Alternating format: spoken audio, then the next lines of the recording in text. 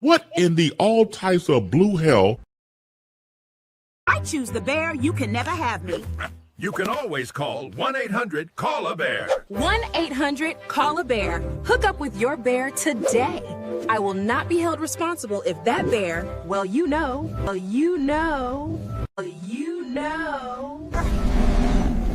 Lord, bless this food I'm about to receive. Amen. Amen. Amen. A black woman is God. I'd rather rule in hell than serve any man. Down with the patriarchy! Down with the patriarchy! I choose the bear. He won't try to hurt me. Lord, bless this food I'm about to receive. Amen. Lord, what is in that hair? Oh my God. I choose the bear. He will never hurt me. A few moments later. Hey, come get her. She did something to my baby daddy. What? I choose the bear. He will never hurt me.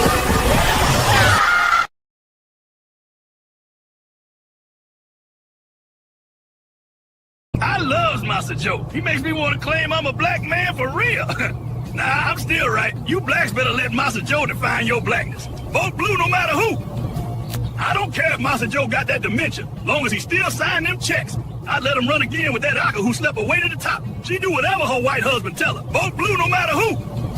Don't y'all forget, Massa Joe was trained by Strom Thurmond. You gotta love those cone-head bed sheets. Y'all ancestors died so y'all can vote for that party started by a slave owner like I do. Vote blue no matter who. Vote blue no matter who. Bet you on YouTube too. Bet you on YouTube too. I'm done. I'm hurt in life. And it's all AB Media 83's fault. It's always AB Media 83's fault. I'm butthurt. I'm butthurt.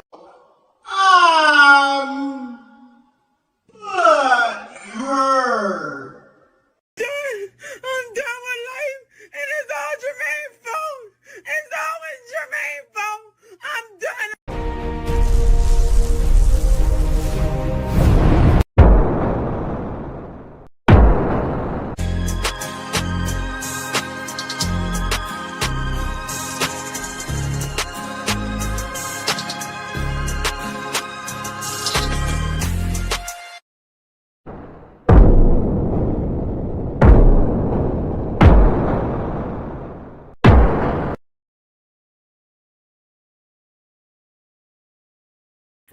What's good, everybody? AB Media 83 here, and welcome to Colosseum Night. Tonight, we have some so-called the most highly educated black women tell us how they really feel. We're going to see how the most highly educated black women tell us how they really feel about us as black men. So get ready for a lot of I'm independent.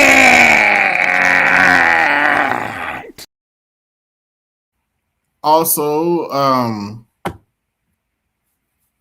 a troll in my chat claimed he was going to pull up on me. So give me a second here. A troll that likes to comment on my post said he's gonna pull up on me. So here's your chance to do so, bro. The links in the chat, and of course the links in the chat for the other brothers want to come up too. But let me pull up a sample of what we're going to be looking at tonight. One of the things we're going to be looking at tonight. And this one's a doozy. Men are part of the community. The fuck. I agree. I think it's weird when we treat men like they aren't a part of the community, so they don't have any responsibility to the community when they definitely do. Now, bear in mind, this is supposed to be a highly educated woman. This is an educated. This is not a normal ratchet. This is a woman with a college degree talking this way. Keep that in mind. I think that we should go back to throwing tires around men in the middle of the street and setting them on fire. I just think that it's too much niggas being nice about shit and not enough action.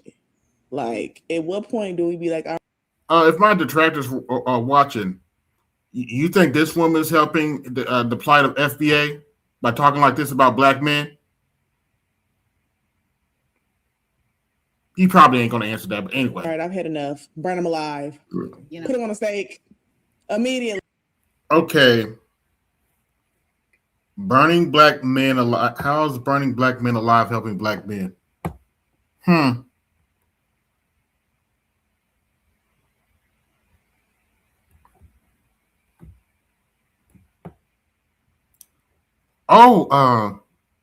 That's the funny part, Horowitz. I got 2 hours.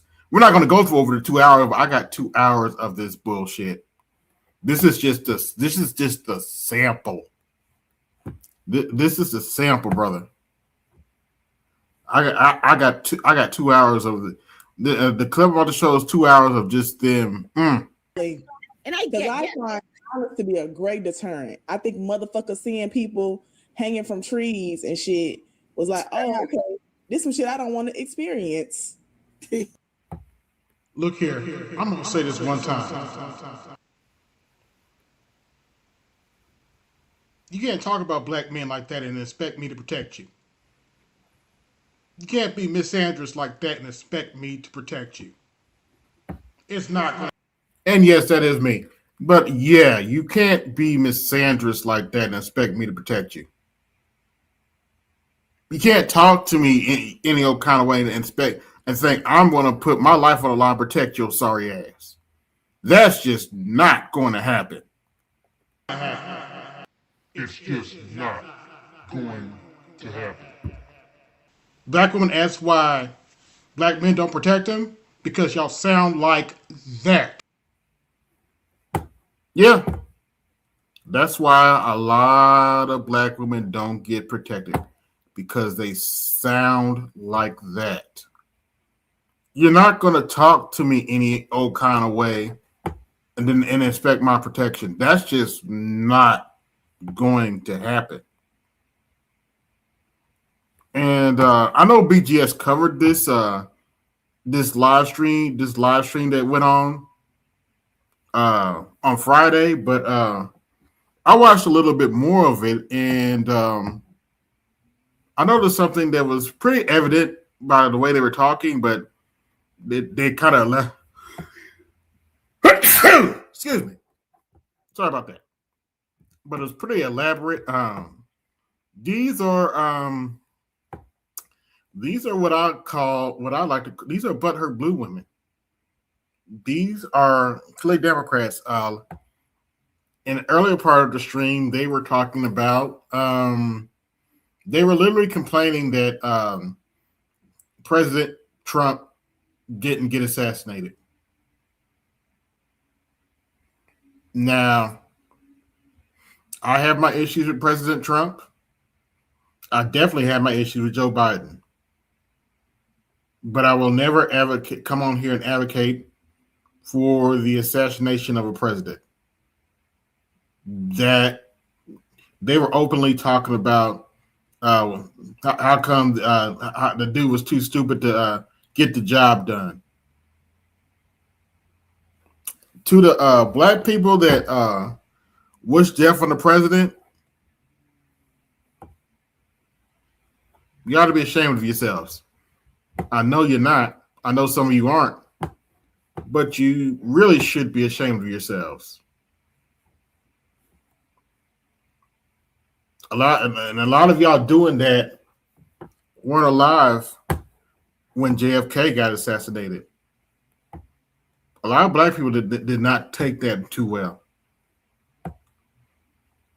A lot of you have never lived through you're the leader of your country being assassinated. It is never a good idea to wish death on your leader, no matter how much you despise him or dislike him. And granted, there's a lot of things Trump has done that I wholeheartedly disagree with. But it's never a good idea to wish death on your president. And it's a bad look. Especially as black people, that's a bad look. And you wonder why people don't come to our causes sometimes. Oh, and to that detractor that said he's going to come up, the link's in the chat. Oh, by the way, if you don't come up after the stream, I will block you. So it's in your best interest to bring your ass up here if you're going to come up at all. Because I don't have time for the bullshit. Let's see what Ulrich said.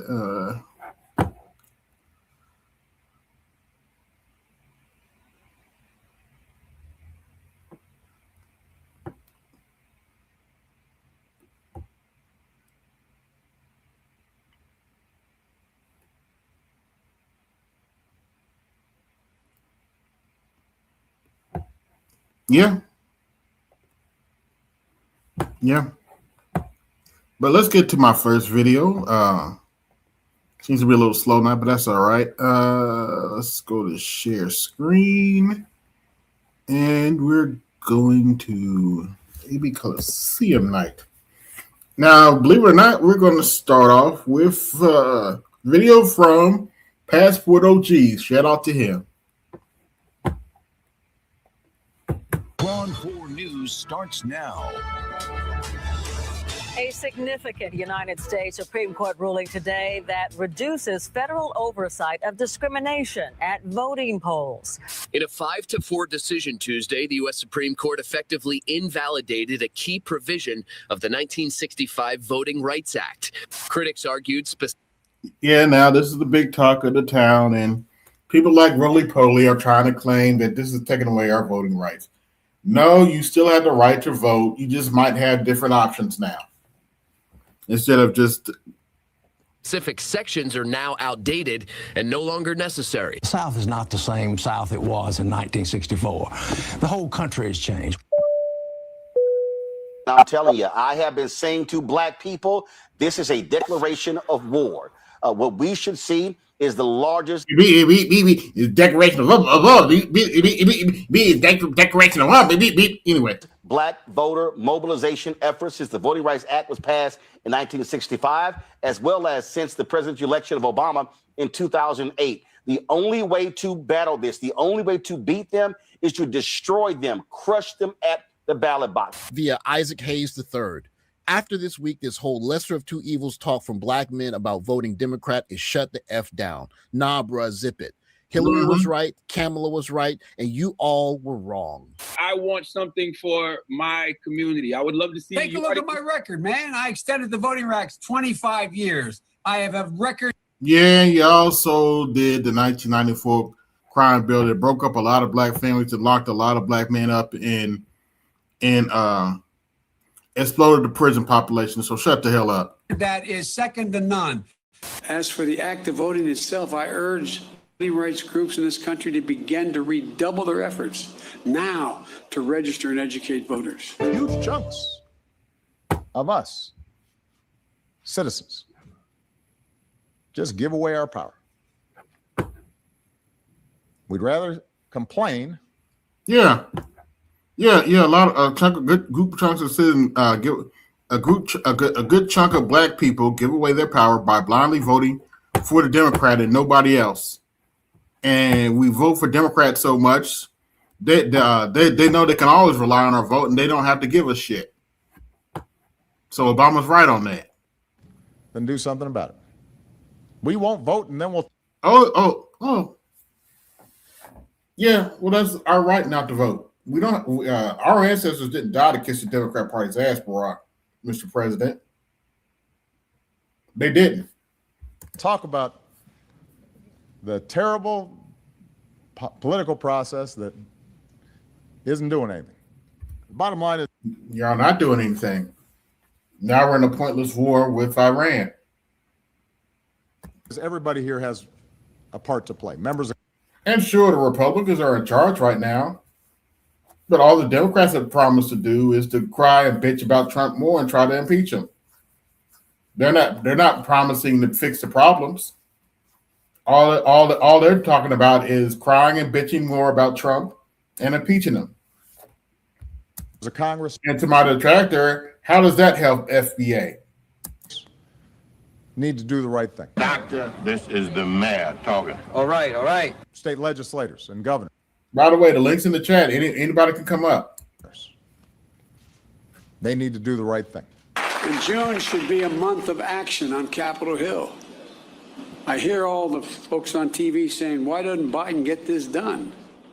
Well, because Biden only has a majority of effectively 4 votes in the House and a tie in the Senate, with 2 members of the Senate who vote more with my Republican. Yellow. Yo, what's going on, man? What's going on? Who are you? I'm the guy you said we could debate. Okay.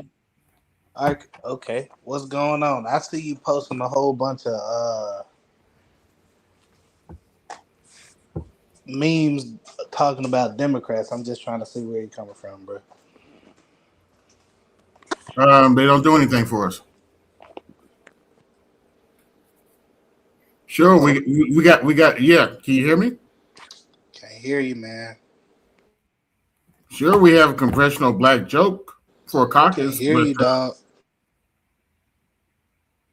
Well, maybe you need to come out and come back in, because I know everybody else can hear me. Because they would have told me if I couldn't be heard. What's going on, Brian? How's it going, AB? Hello. Can you hear me? I can now. Okay. Democrats don't do anything for us.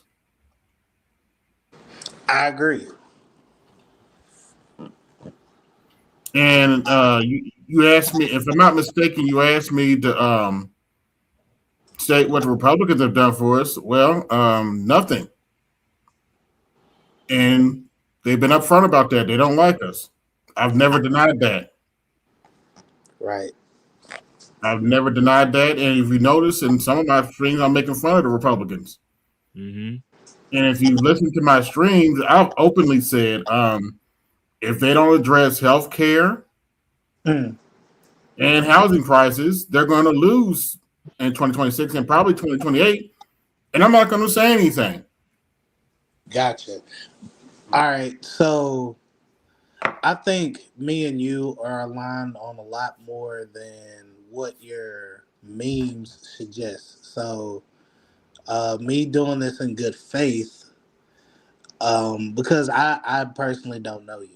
I think I've talked to you once before, but I'm just trying to see. So you're not a Republican. You don't support Republicans. You just are pissed off that the Democrats haven't really done much for us, which I agree with. I've been pissed off with Democrats ever since they messed up Bernie's chances in 2016. So okay, bruh. So me and you are on the all right. So since Here's the thing. I have nothing to hide. I did vote for Trump the last 2 elections. I think you told me that. And it's not because I thought he was the best candidate. It was literally because, well, he was the lesser of the 2 evils. Mm-hmm. I wouldn't say he was a lesser of 2 evils because you had 3 choices. And I'm the guy. I don't know. Yeah, mute up. Hold on. Yeah, mute up.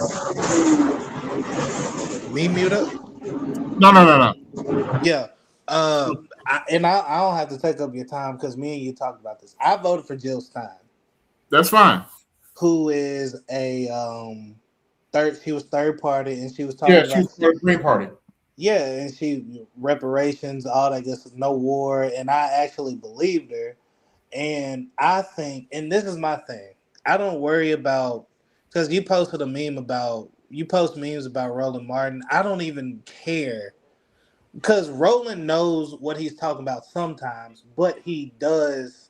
Oh yeah, he's not stupid. I've never thought Roland was stupid. Right, but he does buck dance just a little bit. and I'm with if that's what you're talking about, I'm with you. But right now, it's kind of like, are you a Marvel fan? Yeah. All right. So you know how in Loki when what was his name? What Jonathan Majors played Kang, but he was like the end of time. Or whatever his name was. We're Yeah, I at that forget point. his character's name right now. Yeah, but you know what I'm talking about. When it was a point in time when he didn't know what the fuck was about to happen. You know what I'm saying? To me, when Trump started doing things like deporting, and I'm not saying that I'm not as radical as a lot of black people are with illegal immigrants. I'm from Jackson, Mississippi. They have their purpose in Yeah, I'm not. yeah, I'm not they that have their radical. purpose that nobody wants to talk about, but yeah, I acknowledge Yeah, that. yeah, and plus I ain't with like people being terrified. You know that ain't some black folk find joy in that for some weird ass reason. I don't know why, but that's weird to me. I understand law and order, but whatever. But when he started just deporting people, saying that they were thugs, gangsters, and whatever, but one of them was a gay hairdresser, and courts told him to bring him back, and he said no. Some of them niggas are still gone. You know what I'm saying? Like we at a point where this dude is openly trying. We're at a war with Iran, and he's saying it ain't a war, and he's shooting ships, trying to get them ships to shoot us back, so he can say, "All right, now we're at war." You know what I'm saying? We've never we have never seen nothing like this. No, we haven't. You know what I mean? So like my thing is fuck rolling. You know what I'm saying? I ain't telling you what to do, bro. But I'm just happy There's a that. reason I made memes like this. Oh, okay. Well, my nigga, I've made memes like that. I made my memes like this for a reason. I'm careful because I know there's some stuff that I could reveal, but that YouTube can be sensitive. There's stuff that I don't talk about certain things, especially with the Iran war, for a reason. But I made memes like this for a reason. I've seen that one. Now I have seen that one. I didn't know that was you. Yeah. That was me. So was this one. I actually changed it to this one because it's a little bit more accurate. Yeah. They're published Israel. Joe Biden was a public Israel too. I agree. Look, man, me and you, I called you what I said in the comment. I ain't gonna say it. What I said in the comments, bro. I apologize, but like I'm sick of like it's almost like it's people. Some people want to use this moment just to get black people to go to the Republican side. You know what I'm saying? It's weird, and I don't like it. About that. It depends. Mm-hmm. In some areas, Republicans are trying to recruit black people. I can confirm that. But talking about the dirty South, down in the South, yeah, you need to watch your step. Mm-hmm. Yeah, and I wouldn't recommend that in every area, but there in some areas they really are trying to recruit black people because they see the writing on the wall. Hold on, wait a minute, guys, and I made a meme specifically for that. Give me a second. Where I used to live, they've been recruiting blacks to come to the Republican side big time. Where I used to live in North Carolina. Somebody talking? Can y'all hear me? Yeah, we can hear you. Okay, yeah. My thing is when it comes to like people who are in like I'm gonna give I ain't gonna say his name, but Barik Raleed. You know who I'm talking about? No, I've never heard that name. No, I'm not saying his actual name. Okay. Larik Dorito, however. FBA creator, trademarker. That dude. Tariq Nasheed. You know who Tariq Nasheed? Oh yeah, Tariq, yeah. You can say his name, Tariq. All right, Tariq. So Tariq is in safe ass California. Blue. And him saying, "Oh yeah, what Trump doing? It ain't hurting." I'm from Jackson. You know, I see, bruh. I like going downtown. We still got Confederate named buildings, and these white folk are like they're suffering, but they can point at black folk and be like, "Oh, haha," like it's certain stuff that people in the North and East Coast and West Coast ain't got to deal with. Like people in Texas and Florida or Georgia really don't have to deal with shit like we do in Louisiana, Alabama, and How the hell you Mississippi. figure? How the hell you figure? I'm from Texas. What you talking about? A bunch of nothing. You face the same crap that you face. Try. Let me hear what old school got to say. Talk, My folks are from Sweet Pope, man. Okay, my folks from Sweet Pope. I know how it is and how it was. You don't live in a Latino state like California. Okay, you don't. So don't speak on stuff that you don't know about. I live in California, live in Los Angeles. It's a Latino state that the Democrats are trying to replace you with. Yes. They've been doing that for how long? You get at least 30 years.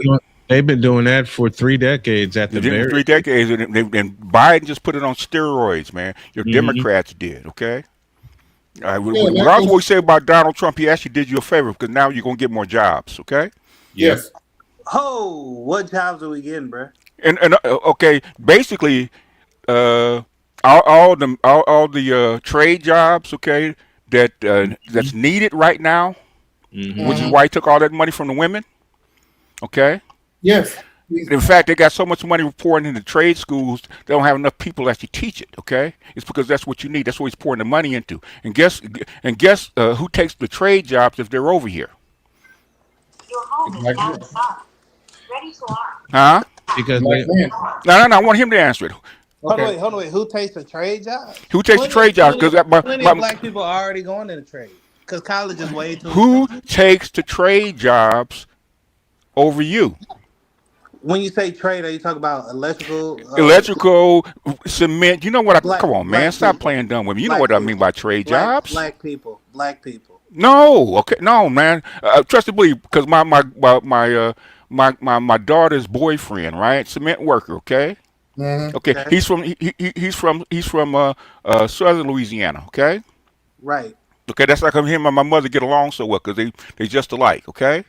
He tells me the same shit, okay? Basically, at least in the South, okay? At least in the South, no matter what Republican, Democrat, at least they hire you guys, okay? They don't do that shit here. In California. In California, yes. It's been a problem for a very long time, yes. We have that same problem. And guess who's protecting them? The Democrats are protecting the illegal immigrants. And guess who's allowing the Latino city councilmen and stuff like that to call you a mayete behind your back? The Democrats. Democrats. That's why I'm sitting here mad at them. Wait. You know what mayete means? I don't give a damn what mayete means. I know. I asked you. Do you know? I don't give a fuck whether you know what it means or not. I asked you. You know what it means? Yes or no? No. It means nigga. Bruh, okay. That's what it means. Right, guess who lets them get away with it? So this so-called comfortable ass California that you think we live in is not that comfortable, bruh. Okay, so you're saying California is worse than Mississippi? Huh? You're saying California is worse than Mississippi? Why you think black folks are moving back down south? Because everywhere else is so expensive. It's so expensive. Exactly. And guess what? Especially from California. You know why? Because guess who's taking over? Illegals are taking over California? Yes, they've been taking over. Yes. Oh, okay. They've been taking over. And Ariel can tell you about Texas, okay? What part of Louisiana are you from, dude? Who's from Louisiana? Where? Who's from Louisiana? I'm from Jackson, Mississippi. You from Mississippi? Okay, you further over, okay? Yeah. What part you from, man? Jackson. Okay. Yeah, we're dealing with crackers over here that call you nigga in English. That sounds about right. Did you not hear before Biden even took office what he said about black folks and jobs. Bro, fuck Biden. No. Biden's a fucking Democrat, man. Is he not? Yes. Biden. All right. Let me tell you about this. This is my thing. This is my thing. I'm never going to defend Biden. I'm not. You're never gonna You're hear not that. defending Biden. Hold on. You didn't even listen to what we said. What he's about to tell you. In other words, basically, you're coming up here saying that the crackers that you deal with are all MAGA Republicans, and I'm telling you they are not, bro. A lot of them are Democrats. Oh yes. Whoa, no. Yes. I know that they are. They are. Wait. I went to a majority white school, so I know how the Democratic white people are. It's kind of like the illegal Hispanics or whoever's protecting Hispanics. Did you say? I have a question. Did you say how Democratic white people are? Did I hear I know that how correctly? the white people who are Democrats are. Yeah. So they're polite to you. They invite you to tea, invite you over their house, huh? I got 3 Yep. words. Okay, because I'm older than you, and I went to all white school in California. Guess what? They do not. Okay, Democratic white. In fact, I was years ago because I'm older. Okay, I was a progressive when progressive actually was rebooted back in '94. Okay, I know about fucking limousine liberals and how they feel about you. How old are you, old school? 66, man. Oh yeah, he's the elder here. 66, Yeah, I'm old enough to remember with my auntie hide us in the goddamn tall grass when a cracker had a shotgun on us. Okay, I'm old enough for that. So where was that at? That was in California, Sweet Port, Louisiana. Oh, okay. So that was the South. And that's the South. You know how many times? I called nigga more in California than I did in the South. I went to all white school. Oh, by white folk. By what? No shit. I called nigga by Mexicans too. So what? Hold on, wait a minute. Let me talk to you for a minute, BG. All right, go ahead. It's on you, man. Let me mute up. Because look, I'm from Indiana, and I've had older brothers that live both in the South and in Indiana tell me. I have one brother tell me, I would rather live where you live right now, Mississippi. I've had brothers tell me than Indiana because. These back then in Mississippi, this is back during the 50s and 60s, you knew where to go and not to go. Yep. See, up north, up in the Midwest, they're just as racist too. If not, they ran Dr. King out of Chicago. Nobody talks about that. They literally ran Dr. King out of Chicago. We ain't gonna talk about Philly. I live in Indiana, as y'all know, and I use North is a little different. It hits a whole lot. So what's his issue with the Republicans? His issues with me because I've been making memes. He doesn't think appropriately FBA and yada yada yada. Tariq she's a Democrat. Yeah. I don't know what he has against FBAs. If he's from the South. The main thing of this stream, I'm not even going to miss words, BGS. We got to talk about those educated bitches you showed yesterday. Oh, them? Yeah, them educated bitches, and I mean every word of it. I'm shocked that they. Well, they must be really emboldened because normally they don't say this out loud in front of polite company. Yeah. Look, I see why you left. I'm sure you saw my email. Yeah. I see why you left the pro-black movement. These pandering simps have lost their fucking minds if they think I'm going to protect bitches like that. Well, you know what? Okay, that's exact. Okay, that's why when I heard it. Okay, that's why I showed it. Okay, a lot of people don't understand why. Even though I'm still pro-black, the only person I really mess with the pro-black side is my mentor. Okay, is because I love her to death. Yeah. And even though she's a gynocrat, okay, her heart's in the right place, and I know her heart's in the right place. Okay, she will. Yeah. She's an old school gynocrat. Will give her last for all black people, including black men. Okay, Yeah. So that's how come I still mess with it. But the thing is, I heard too many women just like that, talking shit just like that, and when they get pissed off, they turn on you. In a heartbeat. Yeah. In a And heartbeat. those were all educated women, I know. allegedly. What I'm saying, that whole channel, that's Dr. Jared Ball's channel, right? And these are all pro-black, educated, liberated, I sure so-called as hell people. can't Okay? tell, but anyway. Yeah. No, yeah, well, that's very common. Okay, that's extremely common because I know you guys don't know because I can't really say. I'm not going to speak on all you guys. I don't think you guys are part of the pro-black sector. Okay, I have No. been for 40 years. Okay, and I know that's how that. So when I text, Yeah. so I try not to speak on it because I know I got people over there that work in that sector, and what I will say will reflect back on them. But I'm getting tired of the shit. In fact, I was on a call with Master Yao, right? Because I'm Men pro-black, are he's part of the pro-black, right? With a community. pro-black group, and a black woman got up there for about 20 minutes, said the exact same shit these chicks are saying. They're supposed to be pro-black, and they think, and they say, well, but we still love black men. Get the, see, you can kiss my ass, okay? Yeah. Give me an idea what I'm talking about. Here's a sample. I'd rather Becky call me a nigger than put up with the shit that they're talking like that, Case in point, here's a sample of what we're talking about. The fuck. I agree. I think it's weird when we treat men like they aren't a part of the community, so they don't have any responsibility to the community, when they definitely do. I think that we should go back to throwing tires around men in the middle of the street and setting them on fire. I just think that it's too much niggas being nice about shit and not enough action.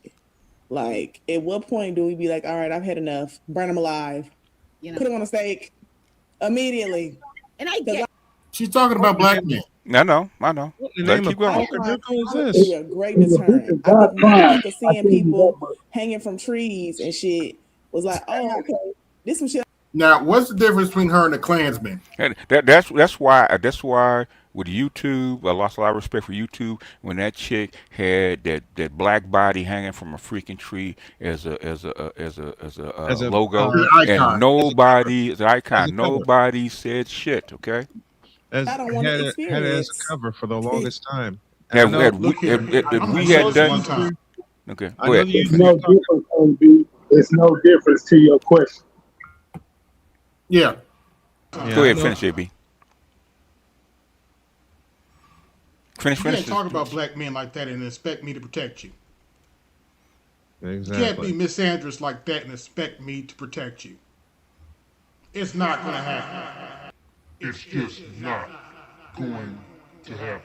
Shout out to CapCut. Black woman asks why black men don't protect them because y'all sound like that. Yeah, I turned that to a short. Excuse me, Master Teacher? Yes. Sorry to interrupt, folks, but when she said that shit about the tire and everything, Yeah, that's the African. Yeah.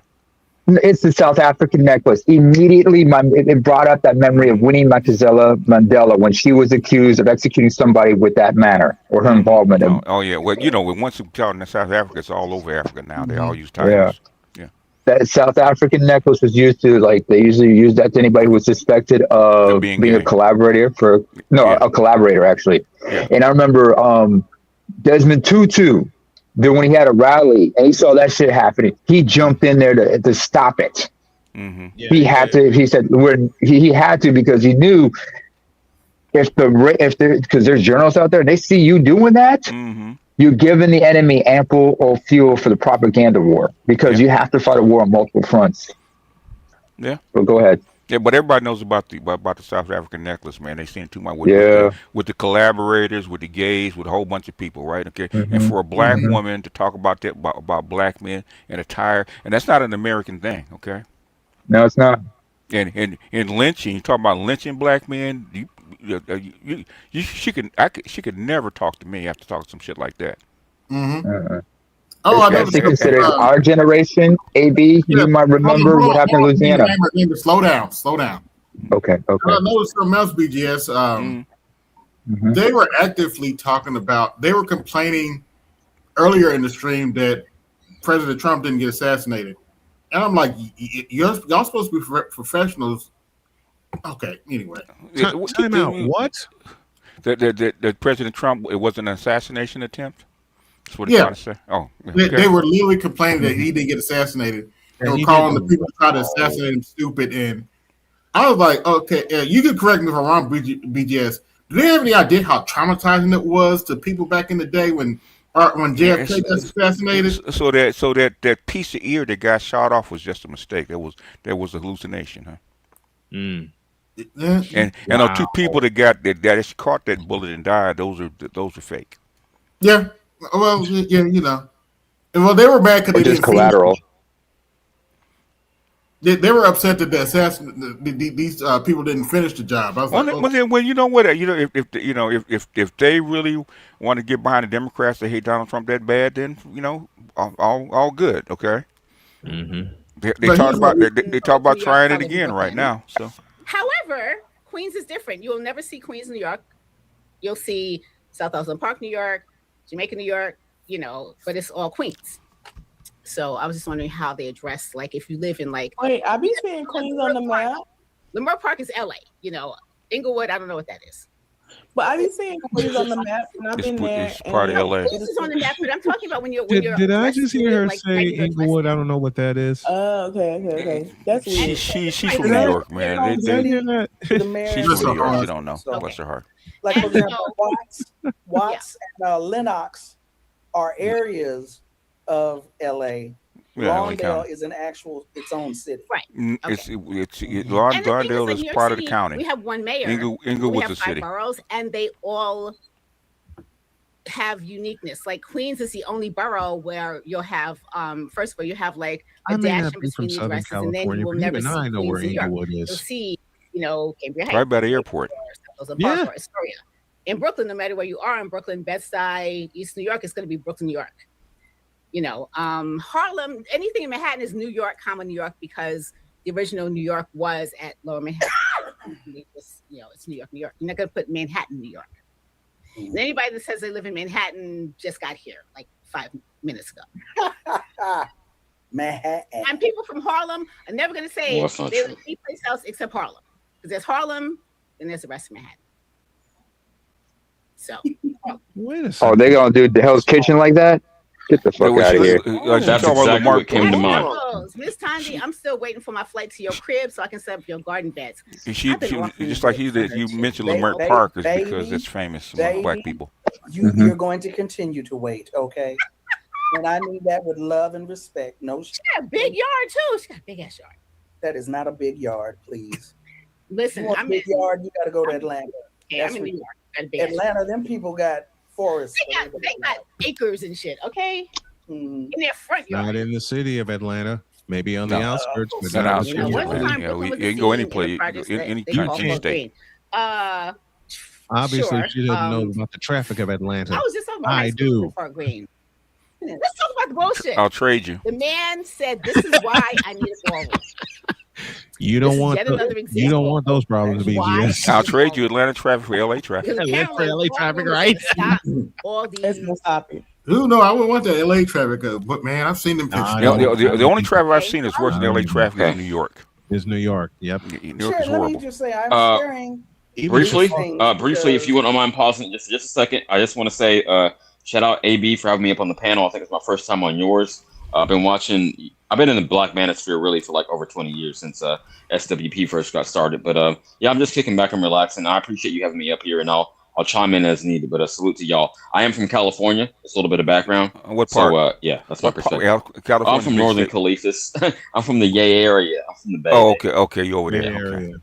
I'm in Sacramento right now, but I'm from the Bay. Okay, you in the middle. We're down to Sacktown. Okay. News sources, where you get your news from.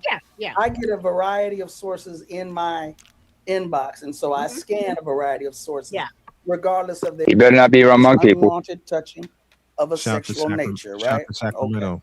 It's the last place I visited. So as in I California. said, like most black women, Sacramento's nice. Strange little town, though. When I was younger, it is. I didn't know they were assaults, but I knew they were wrong. Strange little town. Now I'm speaking from personal. Kind of reminds me of Pasadena. I'm not usually I run my mouth and talk. That's a good comparison. Of black people, even though they didn't appoint me. One of these days, BGS, I'm going to make my way out to Pasadena to cover a Rose Bowl in person. When I began to look back, and I've I'm been not down saying there. this to minimize what any Black woman has experienced. But when I look at what those particular sexual assaults were, the unwanted touching instances, they do not compare. And yes, I know this is not about comparison. So I don't want to judge his essay now. Okay. This is not about racing. This is not about oppression Olympics. But they do not compare to many of the horrific incidents that have happened to Black women. Why am I saying this? Why do I want you to know this? My point is this. When I speak so passionately and so angrily about what patriarchy is doing in the Black... Well, down with the patriarchy. Here we go. I'm not really speaking from personal experience. I am You spot into the bullshit. As someone who is angry at injustice, someone who is angry at violations of human rights, and it is angering to me that more of you motherfuckers are not angry also. Come here. Give me this. You motherfuckers need to be fucking angry about this shit. I ain't got no shade. Can you pause for the cause for just a moment? Because I do have a question. Is she speaking on like Black females are selectively more victimized by everybody, or the latter? I think she's implying that Black men are more derelict. She's speaking. She's speaking that Black women are the most oppressed. That's what she's speaking on. Yeah, but she's implying that Black men are the perpetrators. That's the feel I get. Yes, she is. Yes, she is. Shout out to the sisters in particular who have stood up and demanded that they be called survivors, not victims, and who have been demanding action and change. No shade to them whatsoever. But more of you motherfuckers need to be angry about this shit. That's what she's talking about. She's talking about Black men. Yeah. What we need to be angry about? No, he's saying more you motherfucker. In other words, like I said, I just watched the video. She's mad is because the Negroes they choose to pick, the Negroes they choose to be around, the Negroes they choose to date and hang out with are doing this shit to them. That's what she's upset about. And she hold on, BGS, because we gotta be realistic about this. Let me finish. Let him finish. Let me finish. I thought you were done. I didn't mean to interrupt. I'm in mid sentence. How am I finished? Okay. I misunderstood. Thank you. Okay. When she says you motherfuckers, she talking about the decent Black men are not coming in with capes ablazing and checking these dudes. That's what she's talking about. Now you can go. Okay, cool. I mean, we don't need to flex like that. I respect you. I watch your shit all the time, man. I'm subscribed. But I just want to say this quickly. I don't think it should be reasonable for a Black woman to just pick whoever turns her on, right? Whoever gets it wet, and then expect him to be responsible in retrospect, even though you weren't checking for those characteristics to begin with.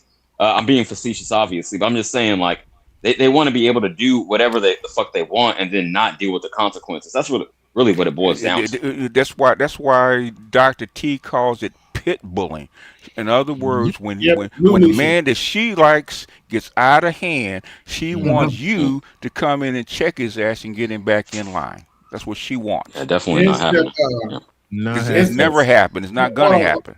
Yeah, hence the sister that called her two brothers to deal with her boyfriend and got him killed. And that's after the chick in Florida sick that her brothers on the football player because she was pissed off. Okay. Yep. I remember that one too. Same thing happened to them. Okay. Yep. 14-year-old boy. She's trying to get away from him. He blocks her and says, "No, you stand right there." That's what he said to her. You stand right there. Mm-hmm. She turns around and don't even have the whole damn context. That's why I played the whole context. Go ahead. Grabs her, slams her on the sidewalk. I'm glad you did, BGS, man. I'm glad you did. Which is a motherfucking. Go ahead, BGS. Which is why he's in protective custody now because motherfuckers are looking for his ass. So the same shit that you're begging for is already being done. You just talking shit. Okay. Male That's problem. it. That's all. And more of you motherfucking niggas need to be angry about it. Niggas. And do something. See? I ain't doing shit. I didn't cause the problem. Hold on. This is coming from the most highly educated too. Yeah. Maybe can I press a button and make y'all laugh and have it tie into this at the same time? Sure.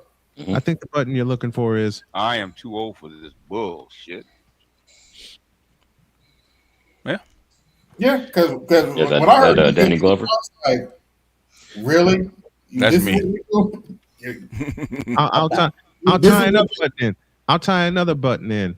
And thanks to the master teacher for this masterpiece. I ain't got no time for this bullshit. That's good. That's all I'm gonna say, because like I said last week, all options are on the table. See, I was having a discussion with my sister friend last night. We don't know what the answer is. There are different things we can try, but we won't know if they work or not if they are not on the table. So when I say that all options are on the table, that means the baseball bat, the cast iron skillet, the Glock, the Sig Sauer. So what is my incentive to protect your ass? Motherfucker. So say my thing. Okay, I'm from we from fucking California, man. Pull it, man. Right. Yeah. Don't threaten the shit. Pop out. Go ahead and pull all that it. internet shit. Pull it. Hey, craziness. DJS and I are from big cities. If you think it, do it. In Cali, man, you don't show, you pull. Okay. Right. Mm-hmm. Right. Oh yeah, and if you pull it, you use it. If you pull, you come taking out here. Yeah.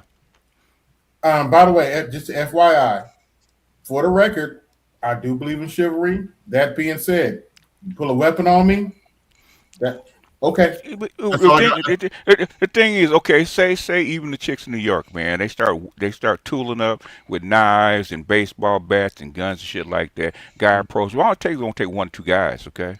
Yeah. Get drunk. They have the Warriors out here come out and play. Hold on, brother. BDS, as soon as one or two of those guys get stabbed, then I kid you not, you're gonna see a whole bunch of New York women on TikTok talking about, well, nobody approach me. Ain't nobody gonna approach you. Nobody's approaching. And you stabbing niggas. That's funny. In fact, we put some Latinos on the train to you New York niggas, man, so y'all can get away from the chicks, okay? Mm-hmm. And the Mossberg. All that shit is on the table. In other words, black men, more black men, have got to come together to. And see, hell no. The niggas you ain't fucking with got to come together to protect you from the niggas you choose. A lot of black women don't understand. They just don't understand.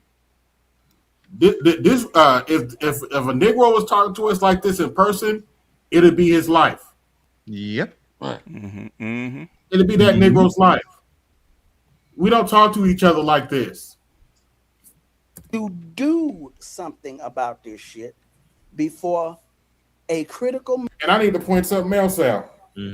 As much shit people talk about the black manosphere, we hate black women. We wouldn't allow a dude to talk about black women like this on our channel. No, not reckless like this. No. Well, okay. Before you continue, real quick, I want to make a point because Dr. Tia Johnson makes a point about flat male blackness. Like more black men need to do this. You're not deciphering. You're not distinguishing between the types of black men you're dealing with. I don't need to do shit, man. I did my thing. I'm not out here reckless with it. So, yeah. But the thing is, to them, it doesn't matter. Okay. Right. Okay. Black women, wake the fuck up. They ain't going nowhere. That's the problem. Notice I said critical mass. They can't. A critical mass of black women. You know, BGS, I got to make an animation for that. But basically, they have nowhere else to go. They got no place to go. That's why I play it. That's why I play it all the time. They got no place to go. They don't understand how much leverage they have with the average black man, and I think that's a better option for most of y'all. I'm sorry. I mean, I'm not hating on them at all. They had leverage. They're losing that leverage quickly, which is something they're getting upset about right now. And the more days that go by, the more leverage they lose. So the more they. That's why I'm glad when they speak like this. Okay, give me more fuel. All right. I'm here. Oh yeah, that little short I showed you. I shared that on Facebook. It got 1,000 hits in one day. Oh, did it? Oh, really? Yeah. That's what's up. To speak. Absolutely. Good morning. I'm still, because I know there's a whole lot of my pro-black folks that are gonna get hate that I showed y'all this shit though.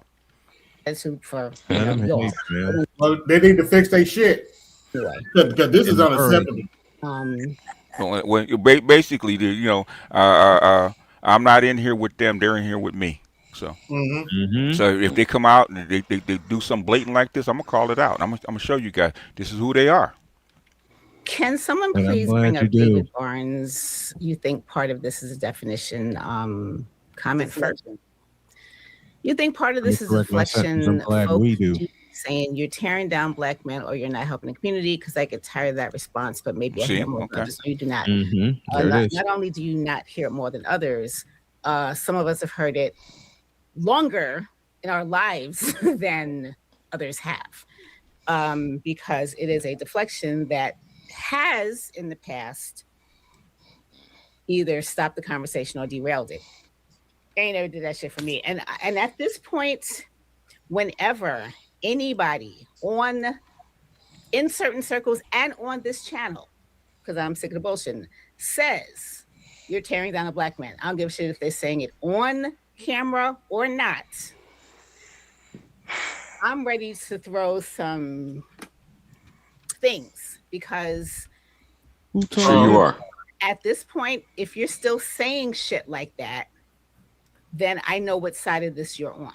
Good. Period. You're not trying to bring side of rationality. Yeah, we understand each other now. Another, side to the argument. This is some old shit. So if you're still bringing that up as a defense, I know what side you're on. Good. Okay. That said. Oh gosh, these are and I'll be joking when I say this to BGS, but I know it's probably the truth. These are the bitches that these since be saying that's a sister. Let her talk. Yeah, I know. Yeah. Exactly. That's why do you think I've told you guys this for the last 10 years. Why do you think I'm showing you guys this shit? Okay. Oh my God. So all those educated pro-Black people begging you to come back and work with these women. Okay. With these women to fix the community. Okay. This is how they think about you. Yes. As a friend of mine says best, not no, but hell no. Well, I'm not telling you. I want to hop in real quick because just to say I am semi I come from a Black Panther background. I'm from East Oakland. So my father was Black Panther. Okay. So I want to preface it with this. So now I'm 42 years old, right? I've been married, divorced now. No kids though. Thankfully, for better or worse. That's how it worked out. But I am like in the spirit of pro-Blackness, I definitely hold it down. I have a boxing, not to promote myself, but I do boxing, right? That's what I cover. And when people are racist in the boxing world, I call that out. Cool. But as far as working with the women, I just don't see a road forward. And I'm sorry to say that, but I'm probably be in the Philippines in 5 years, man. I'm an engineer. I'm doing my thing. I can work remotely. That's the trajectory I got. That's what's up. That's what's up, man. That's what's up. And hopefully these gynocrats right here don't follow you to the Philippines because they will. At this point, hey, Snowman. Yeah, but the only thing is the Filipino women will whip their ass. That's the only problem. You come over with their sister shit. Them Filipino women will put that kick off them sandals. Kick them sandals off and drop kick your ass. Okay. Oh yeah, and only be 4 feet tall too. Yeah, they don't. Oh, they fight, man. The Filipino women fight. Yeah, but to that brother's point, at this point, it's Snowman. What was those options your father gave you? What was those options? Get out. The late great. To me? Wait, just a moment. The late great William Otis Snow Jr. 8 days before he passed, actually a little longer than that. I beg your pardon. After I got divorced in 1998, looked me in the eye and said, "You got two options: A, get out, or B, get the hell out." And before he passed, and it took me a while to understand it, and before he passed, I put my arm around him, gave him a hug, and I said, "Dad, I chose option C. I got the fuck out." Yes. Right now, you need to choose options. You just get the. I got the fuck out. Yes, They're sir. not gonna, Yes, sir. they're not gonna chunk off them sandals. They're gonna chunk off them chocolates. That's what they're gonna chunk off. They got sandals, man. They got sandals. Oh, what did old boy say at a player club when he came to collect his money? If anybody in here don't want to get unalive, that's what he said. He said, "Get the fuck out." Get the fuck out. Yeah. That's how come they don't. That because you never hear them sisters going down to the Philippines and getting gully or getting. No. There's a reason for that. Okay, because them Filipino those Filipino chicks are just as ghetto as they are. Those Filipino chicks are not afraid to throw. I understand that we have to provide definitions, but some. Yeah, they some firecrackers, man. This is one black dude that does does his TikToks with his Filipino wife.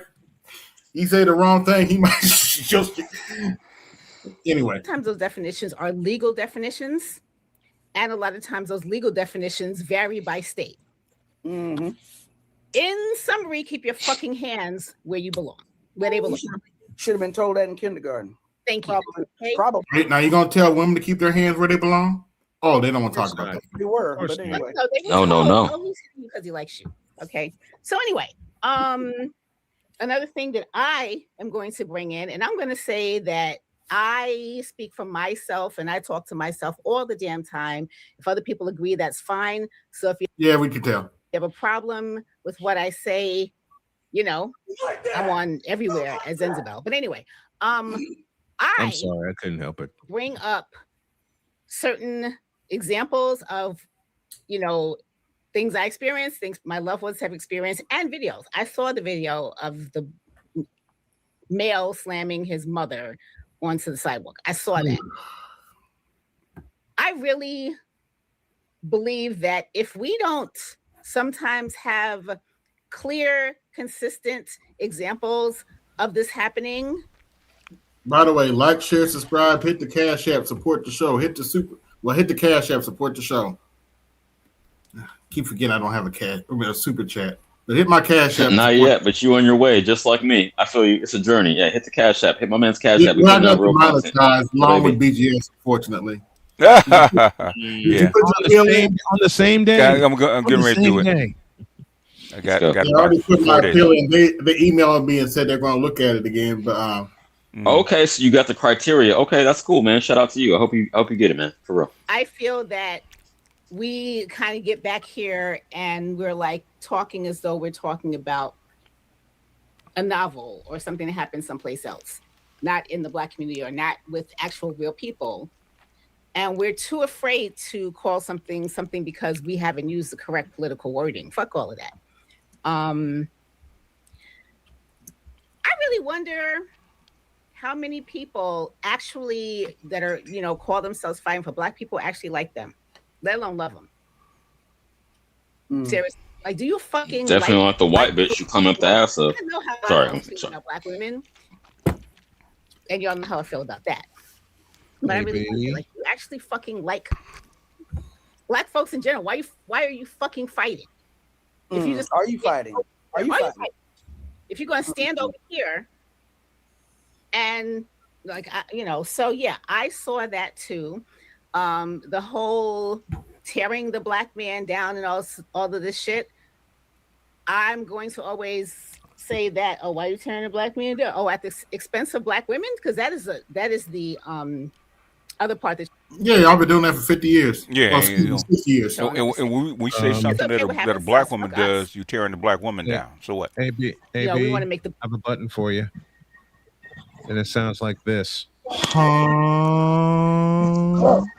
Black man, put him up here. So when did that happen? Hold on, wait a minute. When did they ever put the Black man? When did that happen? When they start putting Black men on the pedestal? Does it sound like they're doing it right now? The answer to that would be never. This is a reward in heaven. Like brothers. I actually have some insight, if you don't mind. Go ahead.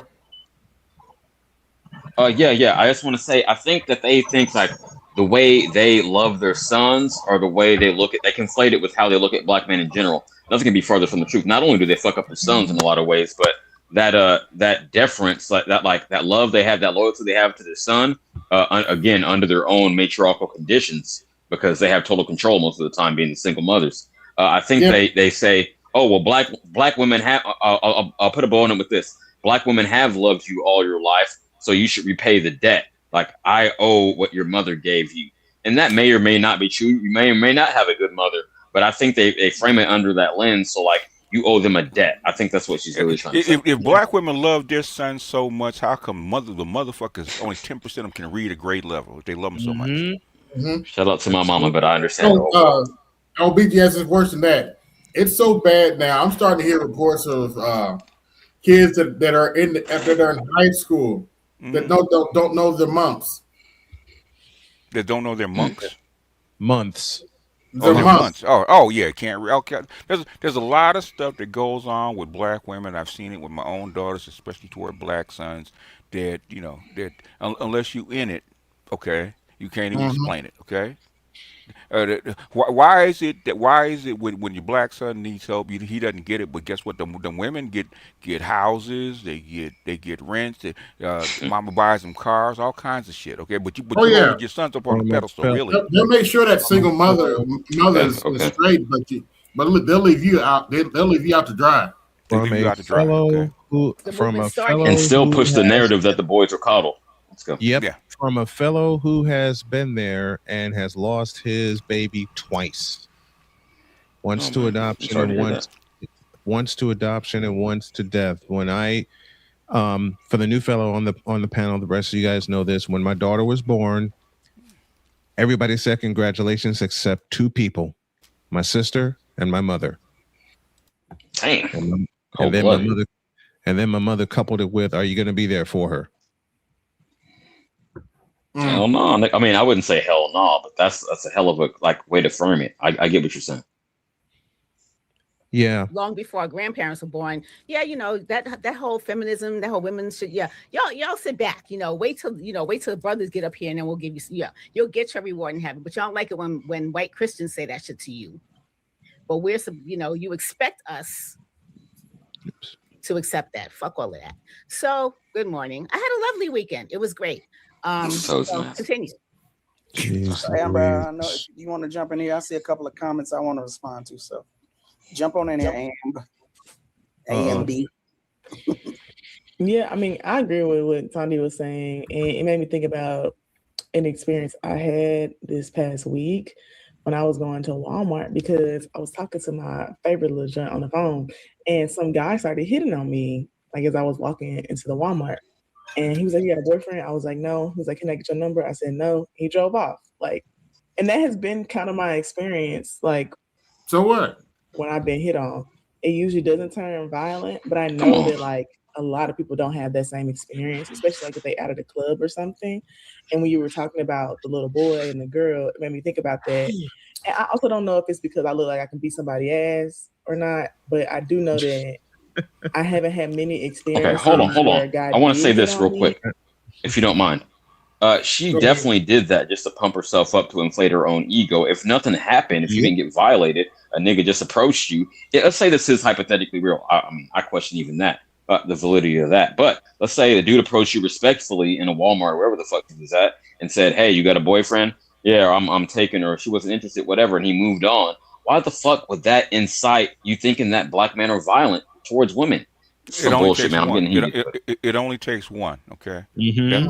That's why I'm showing you this. Now, I'm not showing you it because all black women say this shit, right? Okay. Right. But the thing is, they want us to believe that these educated, pro-black people, women don't feel that way about you. That's why I'm showing you, because these are those women, right? Do they sound any different than any other black woman? No, not at all. That's a disappointing thing, dude. That's why I'm showing. That's why I showed you this stuff. That's why I pulled it. Okay, to show you that they are no different, and sometimes they can even be more vicious than the regular women. Worse. Right. They can be worse. Because they're slightly smarter. They got a little bit more leverage in that regard, because they know how to, do proxy violence. They know, they're more. And more able to get you caught up. And what they're trying to do is encourage other women to follow the same pattern. Okay, Right. They're dangerous. Shit, man. Encourage other women to follow suit. and they encourage other men Mm-hmm. that are pro-black to gang up on you. It's almost like psychological pit bullying. Okay. Yeah. Yeah, I was coming out of the emergency room one day. Mm-hmm. I had went because I was having a lot of pain with something. And, I was, they gave me something before, and I was waiting for my lift to come up, lift to pick me up, take me back to the house. Mm-hmm. And I'm mistaking this car for my lift ride. And she said, "I ain't here to pick you up. I don't know why you're looking at me." I didn't even respond. I just kind of looked away. I was like, "Okay, whatever." I wasn't even trying to holler. I was just like, "Okay." Right. And she's still yeah. I'm like, you see me looking away? I mean, no. Again, it's an ego boost. They need to think that they're refusing you. I'm turning you down. You a thirsty ass nigga out here trying to holler at me, and I'm turning you down. It's an ego boost. Sometimes when they be talking about dudes approach them, I'll be giving the side eye. Like, are you sure, or did you just make that shit up? Because I've been checking for sometimes they tell the truth. A lot of times they exaggerate. You know how dudes exaggerate about how many chicks they slept with sometimes. Oh yeah, that's true. Chicks do the same shit of how many dudes they actually rejected. That's like when I look at Pop the Balloon, right? Humiliation ritual, right? Yep. For a black woman, that is that's the top of the mountain. That's the top of the mountain. That's the epitome. Yeah, that's the highest. How many? I went to a club and this dude that thought he was this or that, and I rejected him. Oh, girl, you did, but he was fine. What I don't give you, yeah. That gives her an ego boost. Okay. Yeah. No, yeah. They need their ego boost. That's like I don't look at Pop the Balloon because I know what it is because I heard it too much. Okay. That's the top of the mountain for them. Top of the mountain, that's humiliating. Downing black men and humiliating black men and telling them they ain't shit is exactly what they do, and a lot of these black women do that to their fucking sons. Okay, so don't tell me what black boys go through and how you protect us and you love us, put on a pedestal. Get the fuck out of here. I cannot tell you how many times, Master Teacher, I've heard my sister when I was growing up. Mm-hmm. Just reject boys that try to flirt with her, and yet she brings every pookie in the doggone neighborhood in the house. God damn. I'm so glad I don't have a sister or a daughter. You know why? You know why? Is because Pookie and Ray Ray, they see her talking shit like that is enticement. Okay, that's fun to them. It's kind of sexy. It's a reflection of them. It's a reflection of their rebellious nature. Exactly, it's a reflection of them. It arouses them. It does. And here's the screwy part. When one of them screwed her over, she ran to my dad, and Dad backed off and didn't do a thing.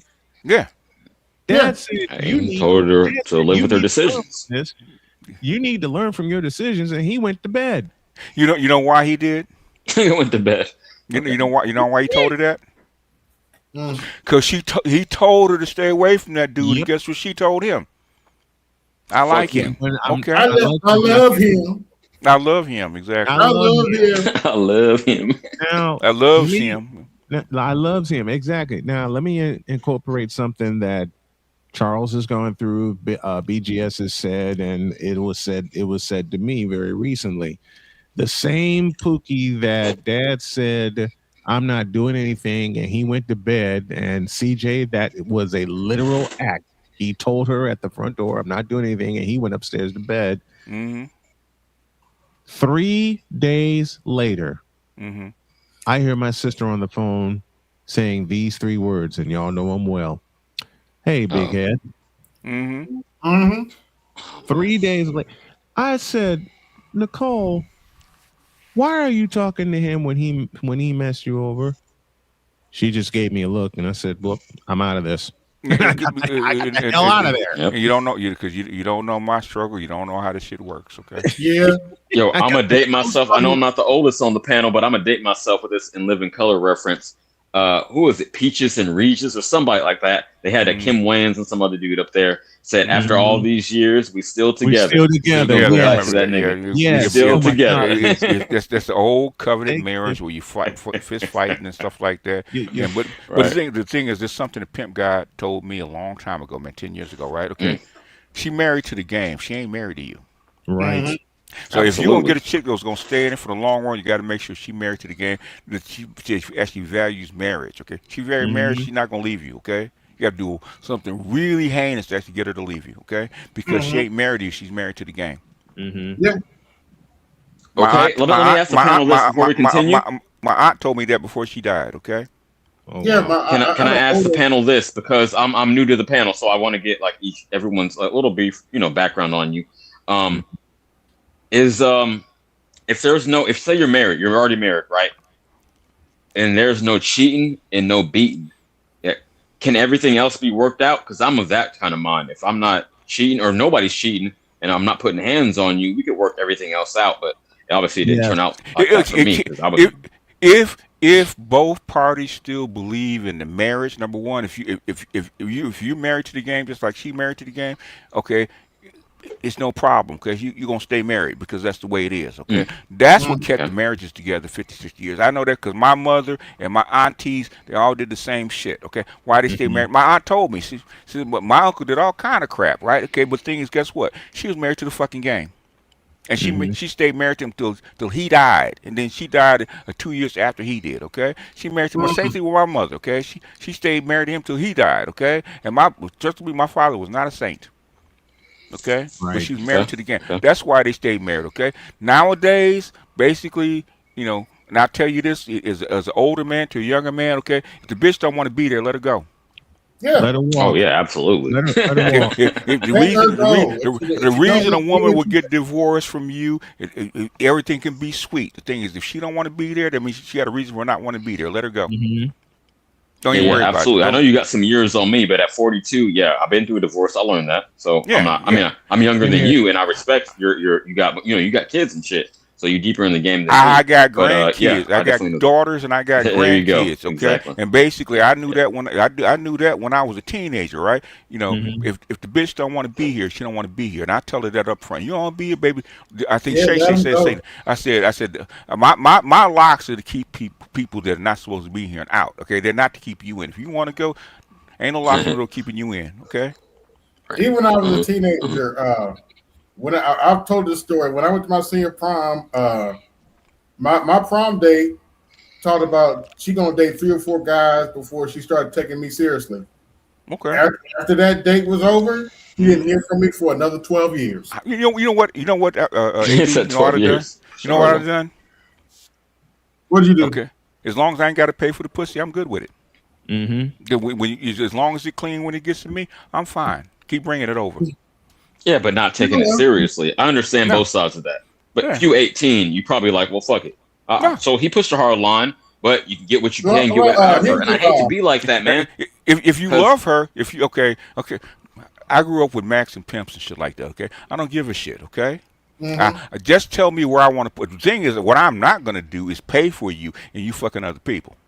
Oh yeah, exactly. No, that ain't gonna happen. I am not gonna live with you, be paying bills, taking care of kids, you fucking over other people. That ain't gonna happen, okay? Now, if you want to do that, you tell me up front. I'm gonna fuck other people. Okay, fine. As long as it's clean when it gets to me. Yeah, I know where. Now I know where you put you know, because you're a side chick, and I'm good with it. Yep. Yeah, you from Cali too. You know, I'm from the East Side, the land of the peas, right? So I definitely was raised on that too, the Black Panther and the pea game. So I understand what you're saying. Yeah, but a lot of women don't. A lot of my girlfriends didn't like that shit. I remember my fiance told me that shit. I need somebody to fucking pay my rent. Said the motherfucker's still out there. You want me to help you look for him? Oh shit! Pushing a hard line. Exactly. My baby mama told me, what if I caught her in the bed with another dude? What would I do? I said I give him the bills, the keys to the house, and sign the kids over because you not my woman no more. It's on him. And I shake his hand and I snack. I salute him, man. Good luck. Hey, BGS told hold on, wait a minute. BGS was you said your kids had a problem with whoever your baby mama was with. You said you told them whose house you live in. Oh yeah. Basically, if you're living in it, okay. If you're my children and basically you're living in his house, okay, eating his food, he's paying the bills, okay. He's got rules as long as he's not hitting on you or he's not Right. doing something untoward to you. Okay, if he got rules, you got to follow him. Otherwise, okay. Yeah, absolutely. Otherwise, you got to come live with me. You want to live over there? Live over there. Otherwise, if you live over here, you got to follow my rules. Same thing if he brought his kids over to my house. Okay. Yeah. Okay. Well, you know that you ain't his daddy. What you know? Because I've had that before, right? Well, you're not their daddy. Well, you know, basically send them to your house. Okay, grandma. Send the kid to your house. They don't belong in mine because anything in my house basically will follow my rules. Otherwise, they won't be in my house, including the woman. I was chaperoning. BGS. Go ahead. I fully respect that, but you see my name, right? CJ Rich Boxing and BS. So I talk boxing 6 days a week, and every Tuesday I get the females on the panel, and we talk the BS, aka the relationship shit, right? So we had a stream this past Tuesday, right? And I was saying that the man, if he's taken care of, he's handling it like the stepfather in a hypothetical situation. I'm not doing it, but a stepfather should be able to discipline your children if he's, footing the bill and playing the role of the man. Yes. I'm not going to defer to some other man to say what can go down in my house. Fuck that shit. And the females disagree with that. We had a couple of single moms up there. I mean, shout out to my girls. I fuck with them, but yeah, they didn't agree. Obviously, they don't have to agree because I would tell them I'm not even talking to you. I'm talking to him. Okay. Now, if he wants to let that shit go down in his house, good on you. Oh yeah. Good on you. If you want to let those kids and that woman disrespect you while you pay the bills, okay, man, I don't know what to tell you, boss. That's some hoe shit. I don't know what to tell you, okay? And if you can't follow his rules in his house while he's paying the bills, you need to get the fuck up out of his house. But the woman is going to impede that. So you and the man can have an agreement. The woman said, "Nuh-uh, you ain't gonna hit my baby." That's what I heard. Okay, well, you ain't gonna hit my baby. Bye.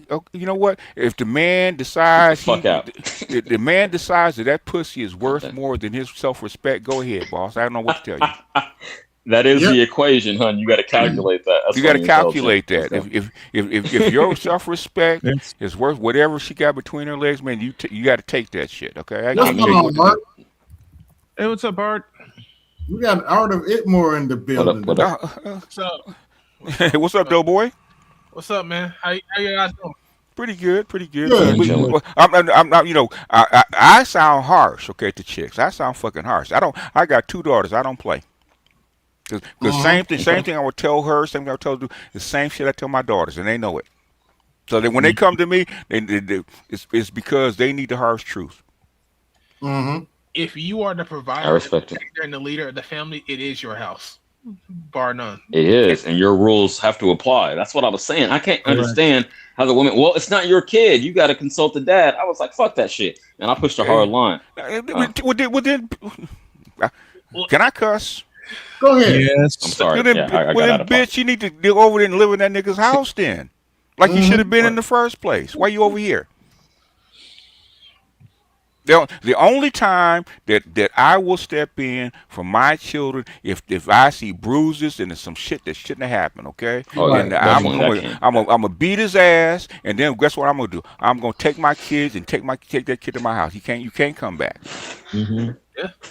Yeah, okay. You need to go, let me put something else out in the air real quick. I'm the same way. If I see any bruises on my children, whoever did that, especially given the fact that I have 4 daughters, I'm whooping some ass, and I will take my chances with the Indiana judicial system.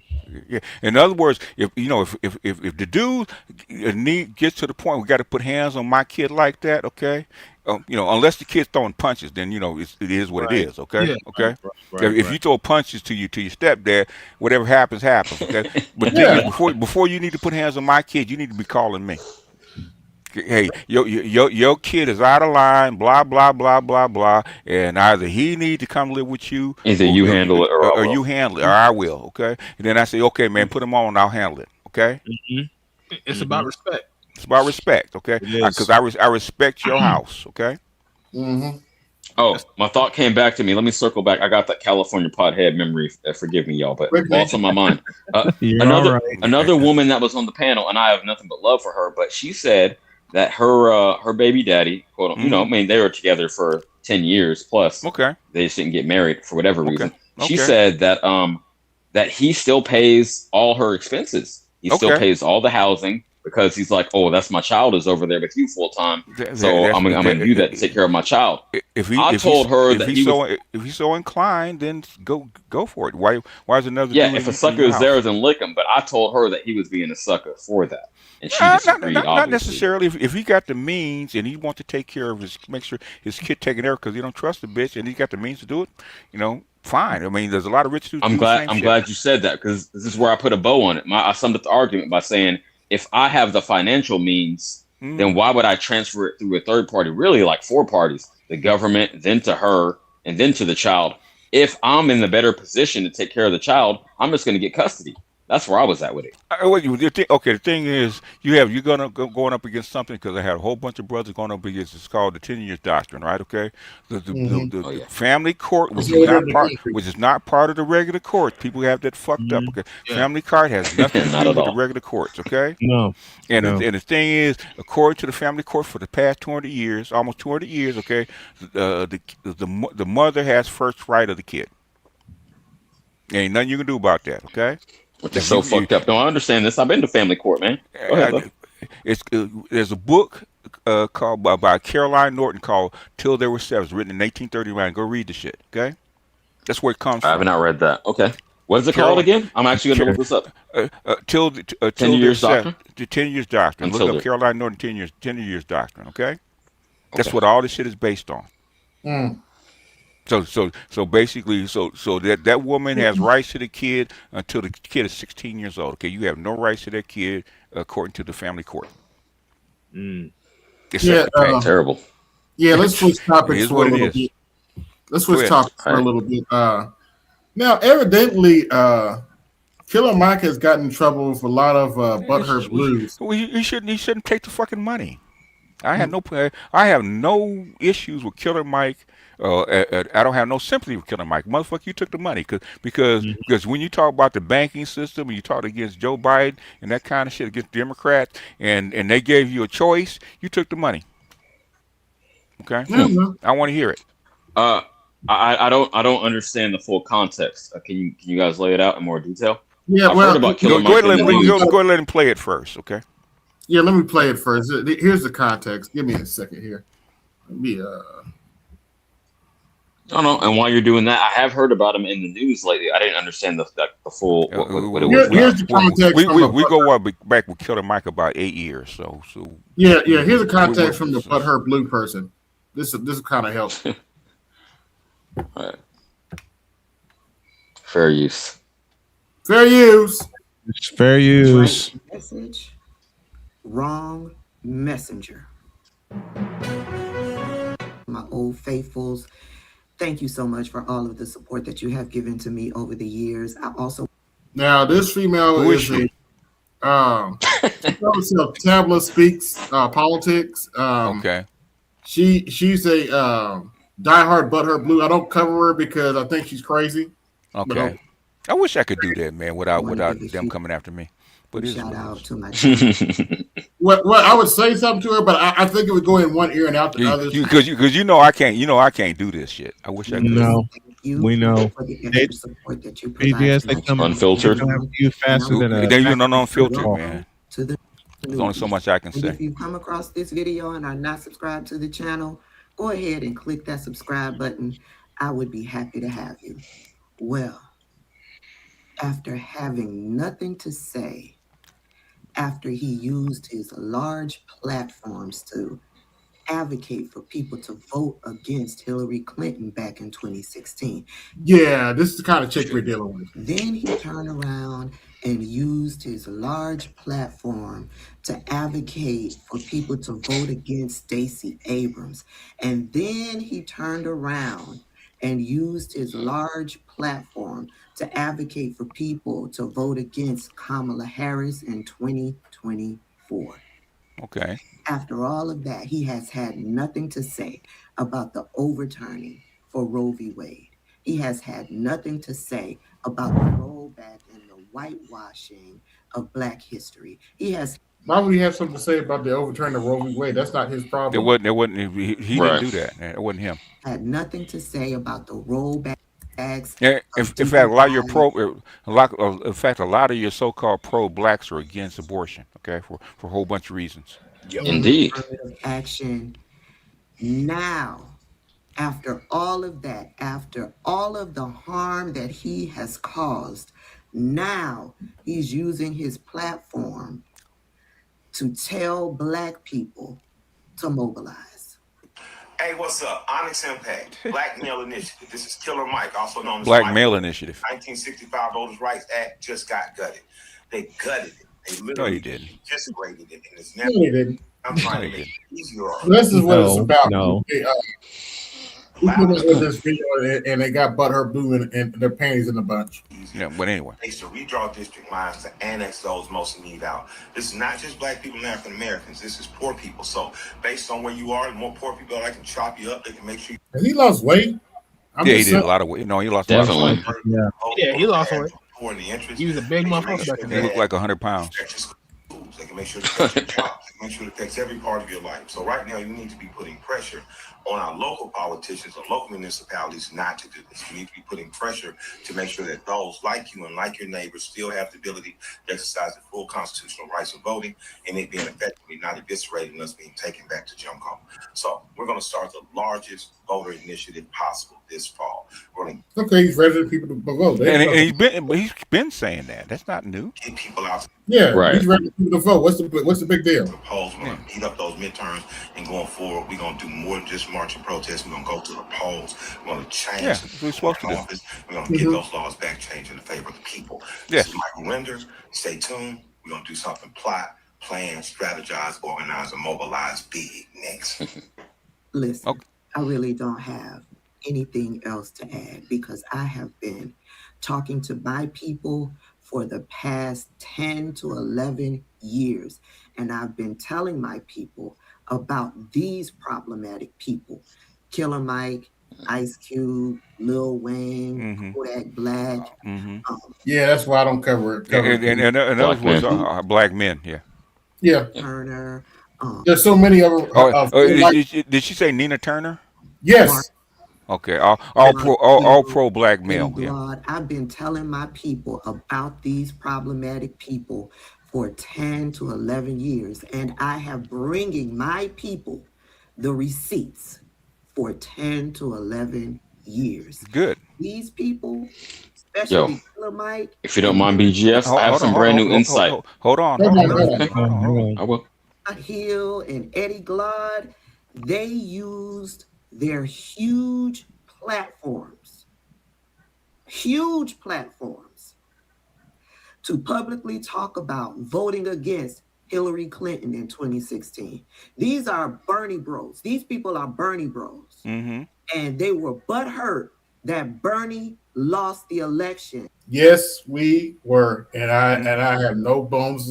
I'm not denying that. So what? Or the Exactly. So you what? You screwed them over twice. Yeah, we were pissed. Primary back in 20. You got jobbed. And from that point, they've been using their platforms to bring harm to the Black community. How? Harm. How? No, hold on, wait a minute. You bigging up Hillary Clinton, but you talking about bringing harm to okay. And she called you guys deplorables and other such things. Okay. Deplorables. Yeah, I just want to say this real quick, BGS, if you don't mind. Go ahead. They say that the U.S. is inherently, like, forever and forever will be a two-party system. I disagree. I think we could have a third party. That would be the 304 party because they're all like actives. They're activated. So let's reinstate. Let him finish. Let him finish. All right, finish. Yeah, I just want to say let's activate the 304 party. I think they could really get some motion behind it because I don't think that liberty. I don't think that liberty is inherent in being a 304. Both parties are 304. What difference does it make? You already have the 304 party in office. Okay. Hey, what are you talking about? Go ahead. Well, they ain't monetized my chance, so I may as well say it. Both of them are hosts to a certain country right now, but we'll leave that alone. You know the thing. Okay, this is the whole thing. Okay, and this is why I point out eBay, which is I don't point it out often on air. Okay. Zionism is not a Jewish idea. Zionism is a Christian idea. Okay. Yes. Yeah, y'all think they're doing this stuff is because they belong to the party. No, they don't. They agree with him. Okay. Why do you think Trump is? Why do you think Trump is doing this stuff? It's not because Netanyahu and those kind of folks hate his guts. Okay, but he's not doing it because they like him. Okay, he's doing it because that's what he wants to do. Yep, salute passport OG. But anyway. To get people to vote against Hillary Clinton in 2016. So? And what did we end up with? We ended up with Donald Trump picking 3 Supreme Court justices. And that's the Democrat Party's fault. That's part of it. Yeah, that's why I don't like people that get on here that think that they're politically savvy talking shit. Okay, that's why I don't even listen to them because you have no idea what the hell you talking about. You know why Hillary Clinton lost. Okay, it had nothing to do with Donald Trump. Had nothing to do with somebody as small as Killer Mike. Killer Mike had nothing to do with it. Talk about them laptops and them Epstein files is why Hillary Clinton lost. Okay. Yeah. Amy Coney Barrett, Neil Gorsuch, and Brett Kavanaugh. And because Trump was able to do that, we lost Roe v. Wade.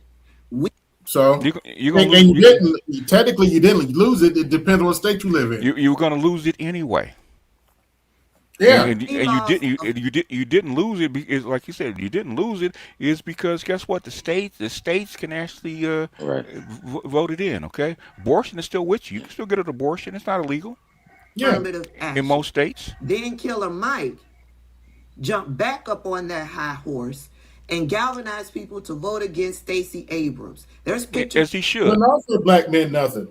As he should.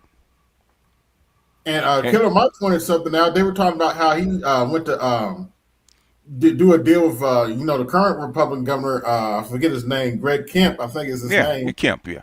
And he pointed out he didn't do that during the election. He did like 2 years after he was elected. Now, well, he got up. He didn't say don't vote for Stacey Abrams. He said Stacey Abrams needs to come down to actually talk to black men and offer them something. Yes, that's what he said. I remember what he said. Oh wow, we need tangibles. Like cozying yes, he did. To Brian Kemp, shaking hands, meeting with. Having these little It's called playing politics. It's called politics, yes. No matter who's in office. No matter who's in office. That's why I can't stand some of these so-called black leaders now talking about turning their nose up, talking about I'll never talk to Trump. Yeah. There's a there's a lot there's stuff. There's a lot of stuff that I dislike what Trump has done in both terms of his terms, right? But there's some stuff when he actually does something I agree with. I'll tell you, okay? Like stripping back DEI. On the face of it, doesn't make sense until you actually know why he's doing it, right? He's not doing it against black people. He's actually doing it against white women. Yes, for the most part, okay. But the black women ain't gonna come out and tell you about DEI. That 87% of it goes to white women. And only like 4% goes to black people, and guess how much it trickles down to black men? Probably like maybe 1. Well, 1%, okay. 1%. So why should we get upset about DEI? I ain't tripping. I never got hired or fired over that. Big up in for the 2024 primary. Big up in the likes of RFK, Robert F. Kennedy Jr. And what about him? And what did we end up with? We ended up with another Trump in 2024. Whose fault is that? That ain't Killer Mike's fault. Killer Mike had nothing to do with that. At this point, my argument against people that are mad that Trump got elected against this. Okay, y'all lost to a 34-count convicted felon because you chose to run a dementia patient. Yes, drunk, AKA. Yes. That's not Trump's fault. Yeah, her own campaign team said she had no shot in winning. Okay, we ended up with and yet Brian they sent her out anyway as governor for Georgia. Yeah, Killer Mike was behind that. Used his platforms. Prove it. He won. He won Brian So Kemp another term, and he won Donald Trump another term. how did he And win now Donald that Trump another Donald term? Trump has another term, we've lost. We've lost. So Killer Mike, is that important? Killer Mike won Donald Trump. Hold on, wait. Stupid. Yeah. Killer Mike won. Basically, what she's trying to tell y'all is this. I'm done with life, and it's all Jermaine's fault. It's always Jermaine's fault. I'm done. Oh, I feel that. Go ahead. Hold on. Sorry. My old nigga Petty came out because somebody kept trolling my chat, so I made this one. I'm done. I'm butthurt in life, and it's all AB Media 83's fault.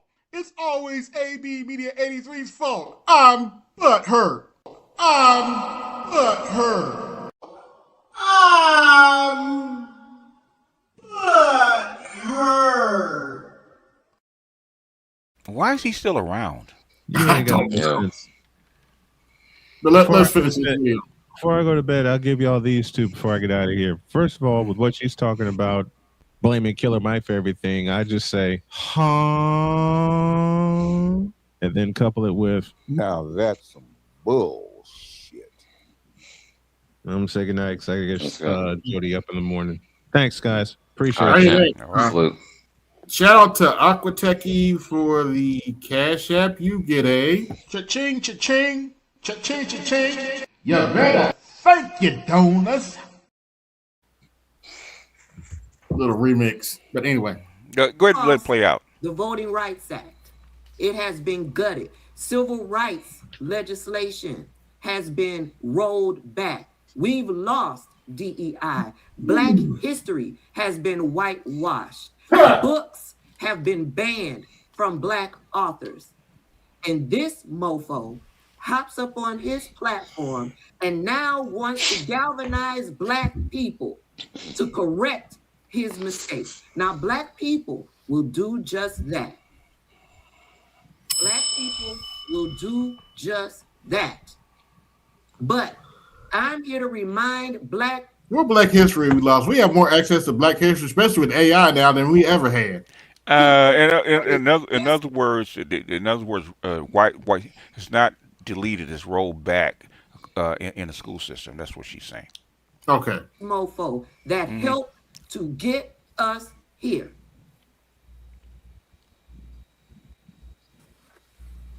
They dragging his ass. They are dragging his ass. And I love that for him. Black people, the midterm, November 2020. Yeah, that's why I don't even address her because she's so. Even if I did say something to her directly, it would just go into one ear and out the other, and I could see that. Yeah. Just leave her where I found her. Yeah, she didn't. If she knew what she was talking about, you could respect her, but she doesn't. Let me say this real quick before you continue. I don't give a fuck. Like the sincerest form of not giving a fuck is real indifference. She said, "I love that for him." Like she wants to see him suffer. I don't give a fuck. I'm way past that. I've accepted shit is the way it is. I don't give a fuck. I'm indifferent. So if you're wishing on someone else's downfall, you're still invested. Is what I want to say. She's trying to get Black men not to follow people like him. That's what she's trying to do. Yeah. But I've known about Tabla for like at least 2 or 3 years, and I just after listening to enough of her content, I'm like, there's no point in me even addressing her. I'm listening to like 3 minutes of her content, and I'm saying there's no sense in addressing her because you have no idea what the fuck you're talking about. To vote in the midterms, we must. Donald Trump liked to say it's too big to rig. We must make it too big to rig. But never forget who that mofo is and his contributions to how we got here. In fact, you're helping him. Yeah. In fact, you're helping him. You're actually going to give him more followers. Before we counterproductive. let me thank some people that showed me some love over on the Cash App. Yeah. Now, here's Sabby's take on it. She pretty much defends Killer Mike on this crap. Do you see how people are putting up pictures, getting the day? Killer Mike released a video about the voting rights, And he's getting a lot of crap from people because he did not support Kamala Harris for president. So let's go ahead and dive into this. And I'm going to show you what they're not showing you. Because what people are trying to do is they're trying to basically say that Killer Mike is right wing or he's a conservative. And they're putting up pictures of Killer Mike like having these meetings with Brian Kemp, Governor Brian Kemp in Georgia. But they're not showing you the other meetings that Killer Mike had. So let's go ahead and get into this here. Here we go. This was after the Voting Rights Act was gutted. Listen to this. Hey, what's up? Onyx Impact, Black Male Initiative. This is Killer Mike, also known as Michael Render. 1965 Voters' Rights Act, check it out. You want to talk about the importance of voting and the Voting Rights Act being slashed, but did you care about Yeah, he's not the only butthurt blue. That back in 2016? No, the fuck you didn't. Tell from the tone of his voice. Says he's not voting for Hillary Clinton or Donald Trump, and that was on August 12th, 2016. Hold up, I gotta point something out. Okay, under normal circumstances, I wouldn't have a problem with a brother with this hairstyle. But nigga, you got beads in your hair. Man. You got beads in your hair. What the fuck, champ? You know, I take you serious. I mean, you know, regardless, man. He could be straight, he could be bi, he could be all kinds of stuff. Could be bi. He could. Brother, do you remember Rick James had beads in his braids? He had beads in hair. And no, that's different shit. Now, come on, man. You done seen Crips with beads in their fucking hair, man. Stop. I understand this, but okay, I want to say this real quick before you continue. You done seen, that's more like an eccentric. You done seen, okay, I'll say for Rick. You done seen Crips with blue beads in their fucking hair, okay? Their braids, okay? So. But Rick James specifically, that's more of a persona. He's trying to, be eccentric and be out there, be a showman. Stevie Wonder did it before Rick James. That is true. He couldn't see that shit though. He couldn't even see what was going on. So I know why people get upset and these fucking styles change rapidly. Okay, so that's why I don't judge it. Okay, I mean, back in the day when people were sagging during my generation, because I'm a millennial, I'm the first ones of them. Mm-hmm. Yes. You my age. Okay, go ahead. Because listen. When you inviting motherfuckers to stick it up your ass, bro. Sometimes it also remember the guy in Minister Society. Okay, he had beads in his fucking braids. Okay, yeah. I had beads when I had braids at one time. So it's an amalgamation. It's go ahead. An amalgamation of everything going on. So not only the hair, but the 2D fruit, the light, voice, and everything. Right? Where does the braids come from, and where beads and hair come from? Africa. How long have African men been having beads in their fucking hair? Yeah, so I can't judge them strictly on that. But the light voice and the liberal views, just add all that up. Nowadays, that doesn't make them effeminate. Hey, I know. Just play through it. Let's play through it. Right. I got it. So Killer Mike was supporting Bernie Sanders in the Democratic primary, and he said that he was not going to support Hillary Clinton. Yes. So here we go again with blaming the voter instead of blaming the candidate and the candidate not choosing to give towards demands, right? Yes. That people were demanding. Hillary Clinton won the popular vote. Yes. Do I need to say this again? Hillary Clinton won the popular vote. Yes. The majority, including mine, and I still can't get that stench out of my nose. And the majority of black men voted for Hillary Clinton. The majority of them did, like 90%. Voted for Hillary Clinton. Yes. But people are pointing their fingers at Killer Mike. Yeah. One person. Yeah. One dude. When Hillary won the popular vote. Mm-hmm. Help me figure it out, guys. Help me help you. All right? Okay. Let's continue on. Well, he might have learned over the years. Let's see what Killer Mike had to say about Kamala Harris and Donald Trump in 2024. On Michael Track, talking that shit, he raps, I don't give a fuck who the president is if the president's not for me. Does he think Kamala Harris is for him? I think anyone holding the position of president can do the things that I like about Bernie Sanders, he says cautiously, pointing to the issues such as legislation of marijuana and tax increases to fund education. Will Kamala or Trump have the wherewithal to do it? I don't know. So you want to talk about the severity of the Trump administration and what they just did to the Voting Rights Act. But in 2016, you were uncommitted to Hillary Clinton, and in 2024, you said, will Kamala or Trump have the wherewithal to do it? I don't know. So all that proves to me is that Killer Mike had demands and they weren't met by either one. Yeah. Killer Mike didn't vote for Donald Trump or Kamala Harris, but they don't tell you that part. They just tell you the thing that he did not vote for Kamala Harris. Okay. Again, this is one person. One person. So I don't know how everybody else. Oh, by the way, it should be noted that Kamala Harris actually earned less of the black vote. Hillary Clinton actually earned more of the black vote than Kamala Harris did. Just a little quiet known fact. Feels about this. But I'm so over blaming the voter. I'm so over that, especially when the voter has demands. Mm-hmm. You guys know we're really demands focused over here. You may not agree with all the demands. That's fine. But people do need to get something for their vote. Isn't that? To answer your question, if you're black, no. What Kamala Harris well, at least that's what they want you to believe. Yeah. is saying now? Before you continue, Isn't AB. Kamala Harris going around the country telling people? Quickly, Namer. Sorry. She's also, a lot of those folks also leaving out the fact that how many Bernie bros, concerning what happened to Bernie at the DNC at the DNC getting the shaft like he did. Yeah. A lot of them voted for third party instead of Republican. A lot of them did, but there's a lot of conservative, a lot of Bernie bros that went conservative.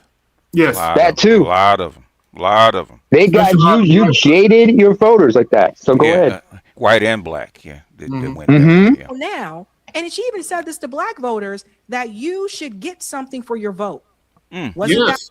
Wow. Even Kamala Harris came out and said she had Al Sharpton shit during his what's he call his little conference, the National Action Network. Yeah. She lived. I have to give her credit. Kamala Harris came out and said black people should get something for their vote. Yeah. Saying it now. What Killer Mike was doing. Let's go on. But you've been uncommitted this whole time. So do we need someone like you on the front lines trying to spread awareness and shit? No, the fuck we don't. We don't need anybody like you that's still trying to big up Hillary Clinton either. I mean, okay. You can go ahead and take a back seat, Killer Mike. Go continue to do your music. But as far as you in politics and trying to lead the black community, we are good. It's like all of these people that didn't want to take politics as seriously as they should now all of a sudden want to take it serious. And it's just like, you had your opportunities and you showed your... That liberal lefty. Too many liberal lefty, yeah. Man, I'm starting to feel... Proto-feminist. I'm starting to feel BDS's pain when it comes to pedestrians. Good Lord. Yeah. Your true self. We don't want no parts of what... What are you going to say, Art? No, I said pretty much. You're trying to influence anymore. Right, because I guess it's just best just to sit back and just do what you're told. So here's the thing. Things are changing in this country. People have to understand black people are not a monolith. Things are changing. And everybody, and I said this before, everyone should demand something for their vote. Yes. Do you think, if you look back and you look at the people who supported Donald Trump, didn't they have demands? Yes, they did. Okay, then. But for some reason, you weren't allowed to have demands for Kamala Harris. I don't get this. I don't get it at all. And to me, it seems like a lot of gatekeeping. And honestly, I'm quite too old for the shit and I'm tired of it. So they're coming after Killer Mike with this.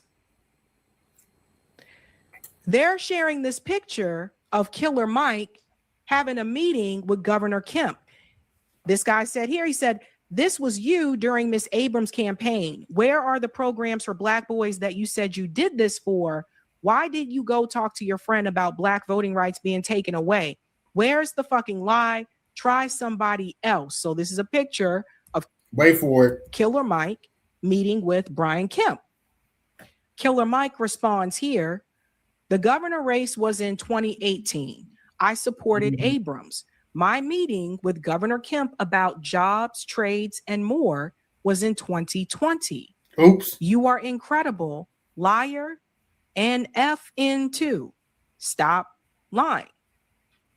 So do you see how people are just, hold on. Yeah, just lying. So now you understand why I call them Butthurt Blue? Yeah, bitch, I'm on YouTube too. Do you see how people are putting up? Wait. Oh, you got jokes, BGS? Hold on, wait a minute. I still got that one. Let's see. Come Bitch, on. you on YouTube too. Bitch, you on YouTube too. All that shit never gets old. Pictures, getting the dates wrong, and saying I all find these that types of strangely things, sexy when she says that. right? You see how they're not You would telling name you them. the whole story? Oh. Let's go to the next one. Well, we have an iron bang, so she must be the sexy bangs. Black students for protesting the Second Amendment. Didn't he interview Herschel Walker? For what reason? Didn't he buddy up with RFK Jr.? So Torrin Walker, who's been on the show, he points this out. Black people must embrace the Second Amendment. So here's something I want to say about this, because I consider myself to be a leftist. Yep. But I disagree with many of the leftists when it comes to the Second Amendment. And let me tell you why. I believe you have a right to protect yourself. Mm-hmm. Sorry. And actually, to Savvy's credit, she's not the only one. BJS, you might need to turn your what's the name off the okay, the echo. Okay, all right, there you go. But yeah, Savvy's not the only one. You were surprised. There's a lot of lefties that are pro-gun. In fact, when Bernie Sanders was running, he was pro-gun.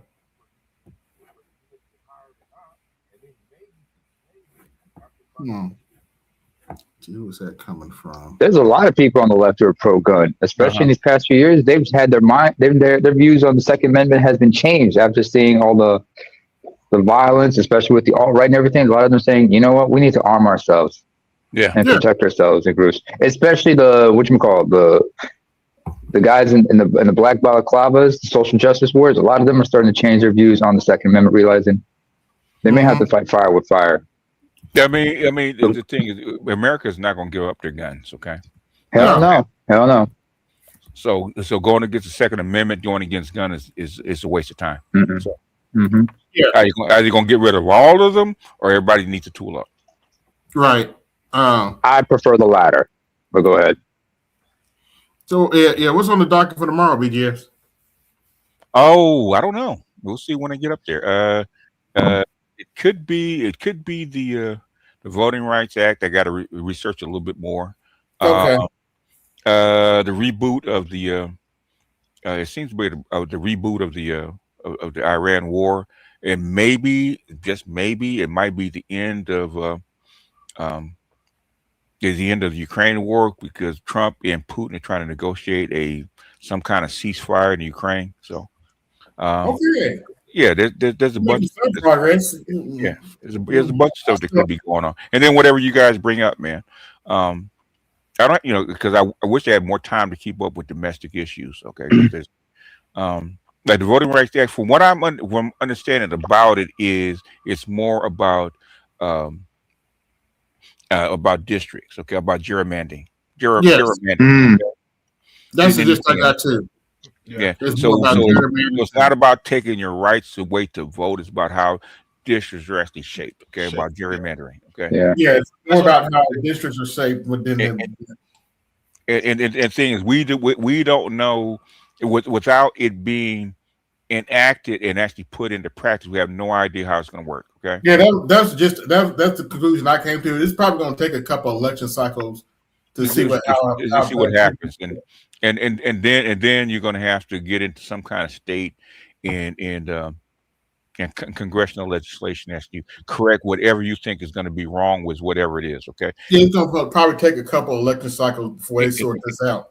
And gerrymandering is, they did it in Cali, they did it in Texas, they did a few other things. Gerrymandering is as American as apple pie. It's American apple pie, and if black people really black people, especially in Louisiana, have something to say about it, basically they have to do it at the state level and not at the national level. Okay. Yeah, evidently, evidently that a lot of the southern states are trying to eliminate some of their black districts. Like I heard, South Carolina, evidently they're trying to get rid of Clyburn's district. Okay. All right. I mean, that happens. AIPAC's been doing that forever. Okay. With certain people, they've been doing that forever. So gerrymandering is something you have to work around. Okay. And Voting Rights Act was there to actually be there to actually keep white people from passing special laws that black people couldn't vote. And the reason that you had to have a Voting Rights Act in the first place is because black people actually served on juries. Okay. Yes. So the main reason that you have a Voting Rights Act that black people needed to have the right to vote is because they got served on juries to where black people got prosecuted or jailed. Okay. They wanted the ability to actually have black people sit on juries with other black people. So that was the main reason. If I don't mind people going back and forth about the Voting Rights Act, how it's gutted and all that kind of stuff. If you're going to say something, exactly research what it is and actually say what it is. Killer Mike actually told you what it was. I have to give him credit, right? Okay. So in other words, okay, the Supreme Court did it. Okay, ain't shit you can do about it. Guess what we have to do? Okay, we have to go to our state legislator. Yes. Make sure that just like they can erase a district, you can actually make a district. Okay, with enough state votes. You can actually. Yeah, I'll give you an example. Since a certain group of butthurt blues say I never cover Indiana politics, well, here you go. President Trump tried to make Indiana redraw their maps, and the conclusion eventually Indiana said no. And this past election cycle, 7 of the people that voted against this. Then redrawing our maps got voted out by Trump supporters. Yeah, it's what it is. Okay, highlight Passport OGs. We can talk about it tomorrow, Passport OG. But basically, I said America will break up before you actually have a civil war. Okay, we have to have a civil war. It will actually break up into pieces. Okay, because the thing is, America is so connected with as far as logistics and stuff like that. You can't a civil war. You have a whole bunch of people starved during the Civil War. You're on the brink of it now. Imagine what your shelves would look like if people are out there fighting and you couldn't have no supply lines are actually cut. So the act of having a civil war in the United States is almost impossible. A lot of people don't understand BDS. Because I've looked this up. A lot of people don't understand the depth of what the Civil War did to the country. I don't think that people grasp what the Civil War actually did to the country. Most people don't even understand why it did and what it did and what it was for. Okay, and the thing is that once you understand the money, okay, and once you understand the tariffs, because it was actually caused by the tariffs, it wasn't caused by slavery because they had no problem with slavery because it was making them too much goddamn money. But here's what I'm talking about: the mass of the Civil War. People don't understand. We lost over 600,000 Americans during the Civil War. You did 600. You don't. If you don't, you need. People don't grasp how big that number is. You can combine. You can literally combine all the wars we've been in the last 20 years. Yeah. Vietnam, World War II, World War I, World War II, and you still won't reach the number of people we lost during the Civil War. I mean, basically, worldwide, you lost like 70 million people during the Second World War. Okay, so 600,000, virtually nothing in comparison. Wow. Yo, what's good, everybody? What's going on, little Maple Leaf? Okay. Hey, BGS. There's something that's breaking right now. It's Fox News says that Iran never had any nukes, and they were never trying to get a nuke. Yeah, that's sarcasm, by the way. Which they've said, which the Pakistanis have said, which the Chinese have said. Okay. In fact, the Pakistanis said we'll give you 3. Okay. The Russians tried to give them 2. They refused them. Okay. They refused them because they don't want y'all to have a reason to come attack them. But the thing is, if Israel wants to drop one on their head, guess what they're gonna have within a couple years. Yeah, like that's what's crazy because it's more than 2 months into the war now, and that's literally what you're coming up with now. Like this has been out there for a long ass time. Because the real reason we're in it is not the reason that they're portraying. It had nothing to do with nuclear fuel. Okay, 0. Yeah, of course. Okay, I'm just saying it's crazy. It's coming out. The thing is, man, they've lied about this stuff. It's crazy about it. Donald Trump coming up talking about what he's been saying in the background. So now he's becoming Netanyahu with the little diagrams. Okay. Oh gosh. Well, to be fair, I did like I believe you said this as well. What? But like you said that like Donald Trump that he been saying that Iran is never going to have a nuke under his watch. Okay, Iran will never have a nuke on its watch. That's a small reason. Okay, if that was the case, he would have kept the JCPOA under Obama. Okay, if that was the case, which has nothing to do with it. He wants regime change in Iran, which is what they won't tell you. So does Israel. They want regime change. It has nothing to do with fucking nuke. Pro-Israeli, pro-Western regime specifically. Yeah, well, we're pro-Western, pro-United States. Okay, that's what. So Netanyahu said we got insider information. We actually have a regime change. Okay, that's why he went for it. He wouldn't have went for it otherwise. Okay. That's why they're stalling now because they don't know what to do. They're stuck. They're stuck, and basically what you have brought into the whole involvement is Russia and China, right? Why do you think there's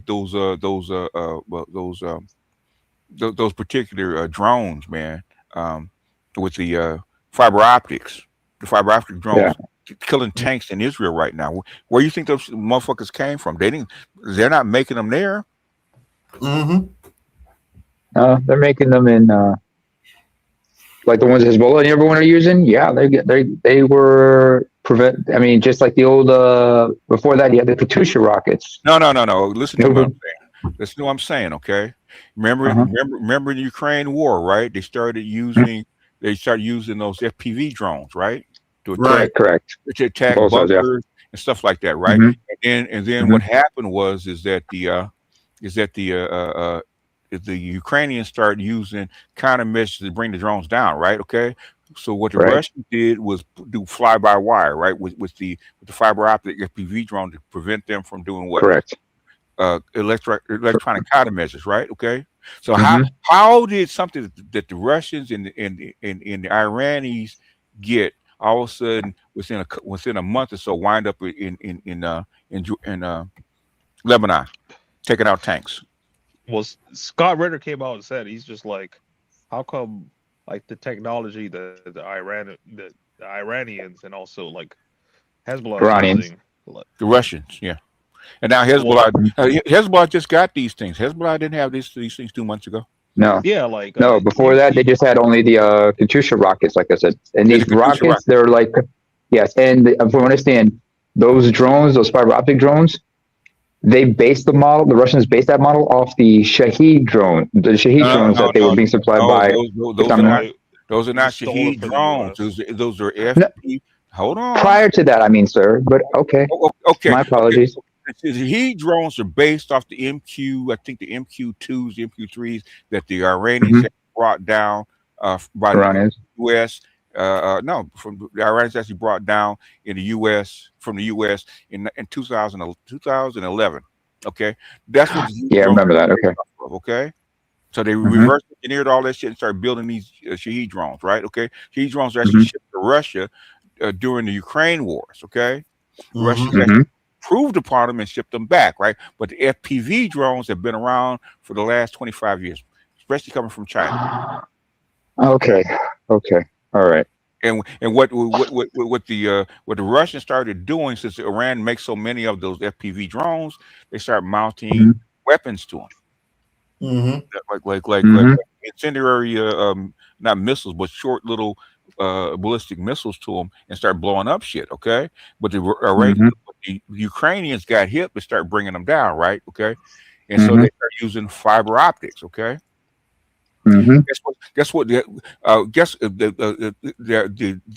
Hezbollah has blown up like 200 Israeli tanks by using what? Fiber optic FPV drones. Okay.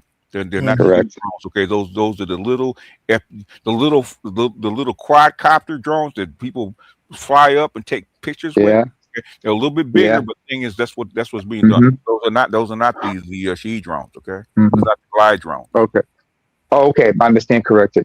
Yeah, But look it up. yeah. I'm gonna look that up. Also, I'm trying to remember what was it? Who were using? Somebody else was using drones. I remember in a previous conflict in that region. If you remember, it was like when all those groups were like say when the Islamic State was controlling parts of Syria and Iraq. Okay, Israel, the United States have been using those kind of drones for surveillance and that kind of stuff since 2005. Okay. Mm-hmm. Okay. No, that's not what I mean. I'm talking about there were these drones that were improvised drones that were using, but the Islamic State was also using in their conflict against other forces during the conflicts in Syria and in Iraq as well. Okay, so in Iraq, I see what you mean. Basically, the only ones that have been using drones are basically Israel, the United States, and they've been using Reaper drones, right? The Shahed Right, drones, remember those. The weaponized Shahed drones are very new. Okay, those are very recent. They only start using those in 2022 with the Ukraine war. They have not been used in warfare before. True, very true. I'm just like, you know how my mind operates. I hear what you're saying. What I'm saying is, I know you don't know. Go look it up. That's what I'm saying. Go look it up. Yeah, I know. I get it. AB can tell you I follow this shit like 5 hours a day. So I'm sure you. Yeah, no disputing that, sir. No disputing that. Okay. I'm just saying is like, I like to cross-reference with others because I like to expand my thoughts and everything. Because I've also done research similar, but yes, sir. Go look up. I'll look it up. Go look up the MQ drone in 2011 that the Iranians brought down. Okay. I remember they did a big press conference about that back in 2011, 2012. Yeah. They showed it, and they reverse engineered it. That's where the drones come from, because they didn't have a program like that before. Who else has drone capabilities like that as well? There's a couple of nations I think of. China, I know they have the Wing Ling.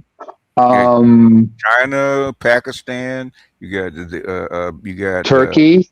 Turkey got the Bayraktar ones. The Bayraktars were used the Bayraktars have been used in East Africa, especially during the Ethiopian Civil War. They were using Bayraktars because you had a lot of Turkish. It's just like in 2021, 2022, when the tide turned and everything, and the tide turned a second time in the favor of the government against the TDF by introducing these Turkish Bayraktar drones.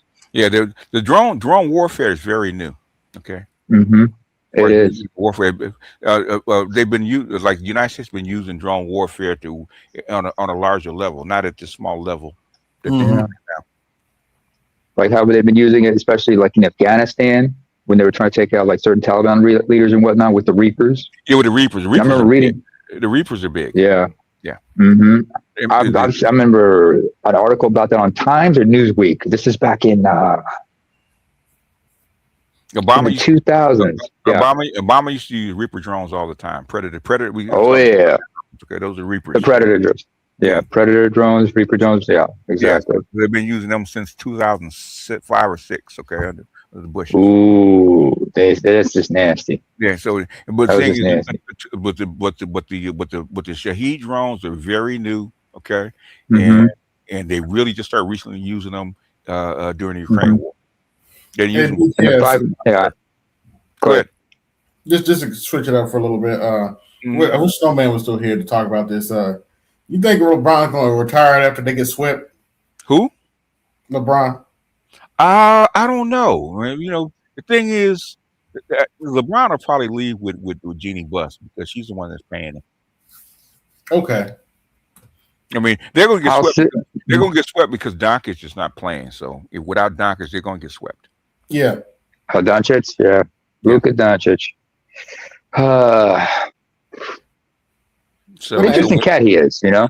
So he's injured. So their chances of winning the game are probably slim to none. Yeah. Oh, BGS, you know what? Mm-hmm. I don't know. Last year, Mm-hmm. when the Lakers were the playoffs, on Snowman, they had this little like eulogy bit, and boy, the dozens they played on that one was hilarious. If you could ask Snowman to bring that back, that'd be great. And hopefully, because they had his EVP, Cole Johnson involved in it. They're like, oh, Bron's out of and everything. If they could do another one, and once they get swift, I'm sure you're gonna have a good laugh. Jeannie Buss could care less about a championship. She cares about the sports packages that she's selling. In fact, she don't care about it no more anyway because she sold the team. So they have to get her out, get her out of management before they can actually do something. Okay. Yeah. Hold on, I gotta change my headset. Yeah. Yeah. Sadly, I had to deal with a couple of we had several deaths at my dialysis center. Some older brothers that I rocked with for a long time passed away. Yeah. Yep. It's just their time, But I asked the tech how long one brother was doing dialysis. He said he was there for 32 years. That's a long time to be okay. Normally you only live like 10 on dialysis, so that's a long time. Yeah, he was there for 32 years. Like, how long was Roosevelt here? He's like, she said 32 years. I'm like, damn. Okay. Oh, he basically. He was your age bracket too. He's in what 60, 70 years old? Around 70. Okay, well, that's normal. If you got issues, man, 70, that's a good age. Okay, you're all right. Yeah. But yeah, he had lost both his legs, but he was a tough dude. Yeah, he's tough. Yeah, he didn't want to go, so until he just got tired of doing it. So I used to tease people because you would think people my age cutting up when I got there, it was him and this other older dude that were cutting up all the time. Yeah, he got nothing else to do. Yeah, flirting with the text and all that crap. Yeah. Shout out to y'all for sticking in and basically going through that, man. That's not an easy thing to go through. I had a buddy. I tell people all the time. People think I'm joking, but when I go to Dallas, I have to perform emotional labor because most of the tech are black women. Okay. Oh yeah. Oh. And you got what, 6 hours? 4 hours. Oh, 4 hours. Yeah. And sit some with them. Some dudes do 6 hours, but it's 4 hours for me. Okay. So in other words, basically, now you have to listen to all their problems. Yeah. Between that and when I have my headphones in, I'm watching a movie. Like I just downloaded the Back to the Future trilogy. So okay. And that was back in the day. Which one's your favorite? Which one's from the my trilogy? favorite? Which one's your favorite? I like number 2 better. Number 2 is okay for me, but I always like the third one. Yeah, I kind of like the third one, but number 2 good. Number 2 is really good though. Because Great Scots. I'll give number 2. Number 2 was the most creative one. Because they reshot a scene and they actually showed Biff to look like, wait, what the fuck? He's like, hold on, wait a minute. Yeah. Then he finally put it all together, and you got the second movie, and the second movie was good. Oh, I mean, the plot and everything was right on point, especially like how they explained how the he was able, how the old version was able to go back and get the sports almanac and everything, and he realized, wow, we were supposed to have hoverboards and everything, but look what we got now. We were cheated out of the future. We were cheated out of the future. Sometimes I'm doing that. Sometimes I'm reading a book, like reading parts of the Empire of Cotton, stuff like that. American Gold Coast. I'll just put my buds in and have Amazon Fire can read it to you. So you just be sitting listening to that, or any other book. I still have to finish David Anderson's book.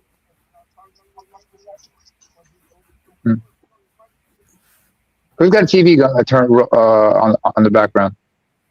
Not me. Who's got a TV in the background? BGS? Okay. But that was me. Oh yeah. I mean, AB, all things considered, count your blessings, because it could be a whole lot worse. I know. I mean, you, Dr. Dunbar, when you guys have to battle this up, it's not easy. Hopefully you guys get it. Hopefully you guys get yourself. You guys can find a matching donor and whatnot. That's all I'm gonna say about that. Huh? Dr. Dunbar, what are you talking about? Didn't you guys have a discussion about dialysis a while back? Yeah, but I don't think he's on it. No, he's not. Oh, he's not okay. He's not. Oh, I stand corrected. But I stand corrected. My apologies. Sorry, Doc. No, he's not. No, wait. There's somebody in our space who is also on dialysis, but I'm not going to mention that name.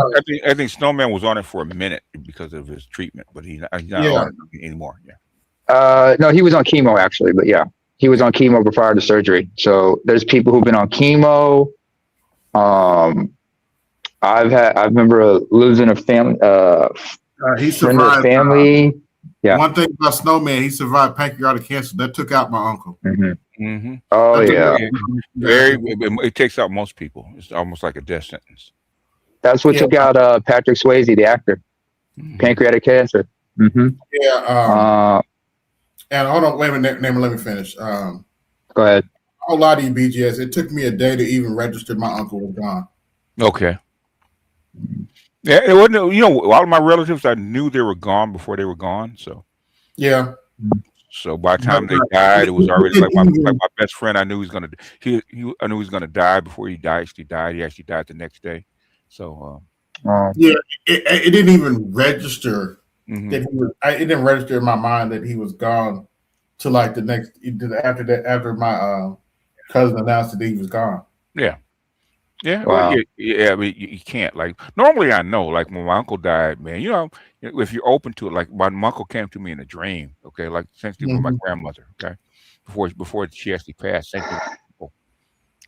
Yeah, I knew my grandmother was going to go. I could actually. That's why I asked you, because I actually heard her talking to to that other plane. I could actually hear her talking to the other plane. Yeah. It's hard to explain, but yeah, you could tell she was talking to somebody on the other side. Yeah. Eartha Kitt was that way. When she was dying, her daughter talked about how she heard her talking to someone who wasn't there, and she didn't realize she was talking onto the other side. She was crossing over. I know some people have talked about that, like their relatives had passed away. But it was like that person saw the angel of death, but that person but the angel of death came to them in the form of a familiar person. I know somebody. I know somebody. They talked about when they lost a family member, they had a dream about that family member was in a better place, so they knew, hey, they're gonna be all right. Yeah. In my case, hold on. Okay, go ahead. After I found out my buddy died, he came to me in dreams and said, it's all you now, bro. The next time I laid down my head, he came to me in a dream. He's like, yeah, I'm gone, bro. And I was like, damn. Yeah. He loved you that much, man. He loved you enough to let you know. That's love right there, man. That's love. I knew that, bro. I'm gonna be all right. Yeah. I knew that brother for 30 years. Yeah. We literally grew up in the church together, and yeah, just called us father not too long ago. But yeah, me and him grew up in the church, did all kind of stuff together, you know. Man, I remember. This might surprise y'all, but I've gotten used to death, especially where I'm at, because like I lost a lot of, because I've talked with Charles about, you know, I've served in the military where I'm from, through that national service, and when I enlisted, it was wartime. This was during the border conflict, and I've lost friends, guys I was in basic training with, and guys I went to high school that way, and it hurt, and it really affected me, but I learned to accept that. I remember losing 3 uncles, all were veterans, within a 6-month period. So I got used to that. So when my father passed, it didn't hit me until a while, because I had already made peace with the fact I was probably never going to see him again, which was why I made it a point to call family every day. I remember I called one day, and my mom told me, he's asleep. You're going to have to call him tomorrow. I said, okay. An hour before I call, I get a call from my sister. And my gut feeling was like, what's going on? And I said, you guys okay? I said, we're all right. What's going on? And then she finally broke down and told me, Pops passed away in his sleep. Yeah, it happened. I didn't cry. You know what I did? When it sunk in, I had to laugh, because I'm like, you lucky motherfucker. Thank you, God, for setting him free. Because, you know, my father had been living with the complications of a stroke for 5 years, and I was like, okay, yeah, he was miserable. Yeah. Oh, he was miserable for a while, but you know, he was tough. Yeah, and I learned, and he was, yeah, you're like the last. I mean, it took away his ability to talk and everything, but the fact that he was able to regain his ability to walk and do this, that, and a third. But it did take away, it compromised his ability of speech, and like his right arm was the last thing that he regained use of.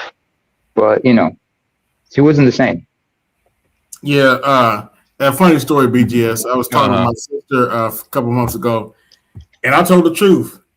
Even on my father's deathbed, you got to keep in mind he was a Marine. Even I didn't know that he was close to death at the time, because I was still in high school. You know, I just thought he was sick in the hospital. But even on his deathbed, I was afraid that nigga would get up and beat my ass if I did something real stupid.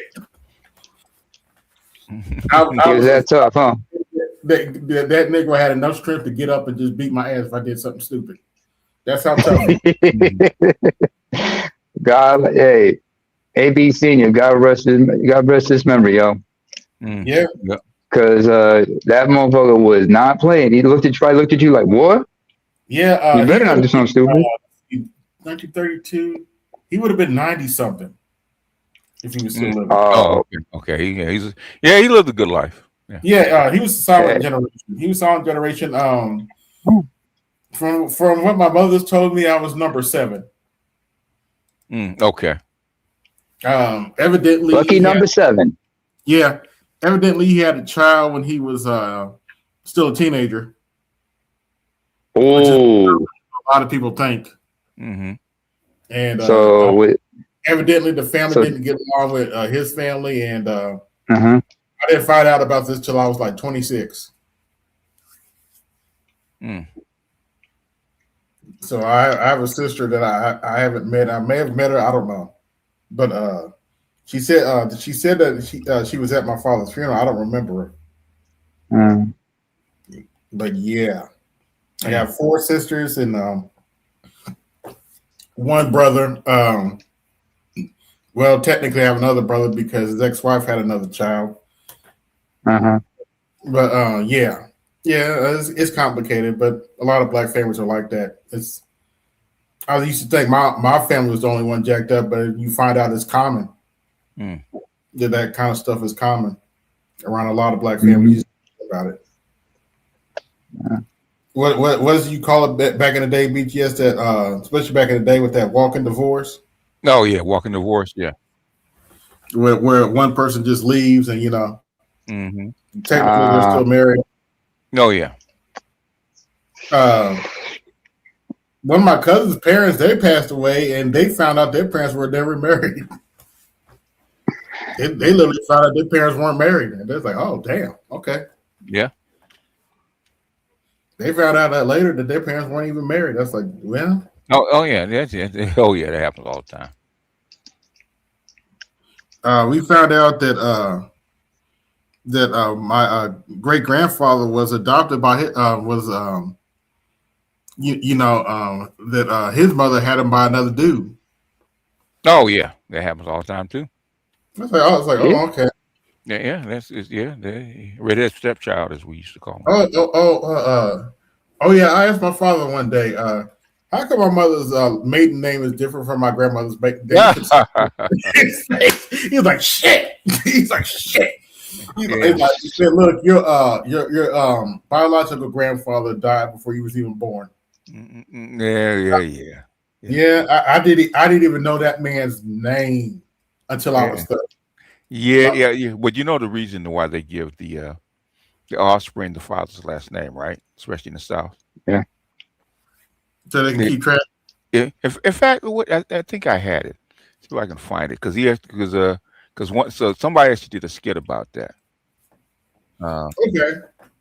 So I can see. I wonder if I got it because I'm actually going to do a short on it, even because he does a lot of reenactments. So okay. See if I got it. I got it. You just keep talking. I'll find it because somebody he actually did a skit about it. It's funny as hell. What was that joke that D.L. Hughley said about, like, at your father's, you don't find out, your father had other kids till the funeral? Yeah. You look at each other like, who that looking like daddy? Shut up and get in the car. You're like, and the kids be arguing, like, the kids be arguing.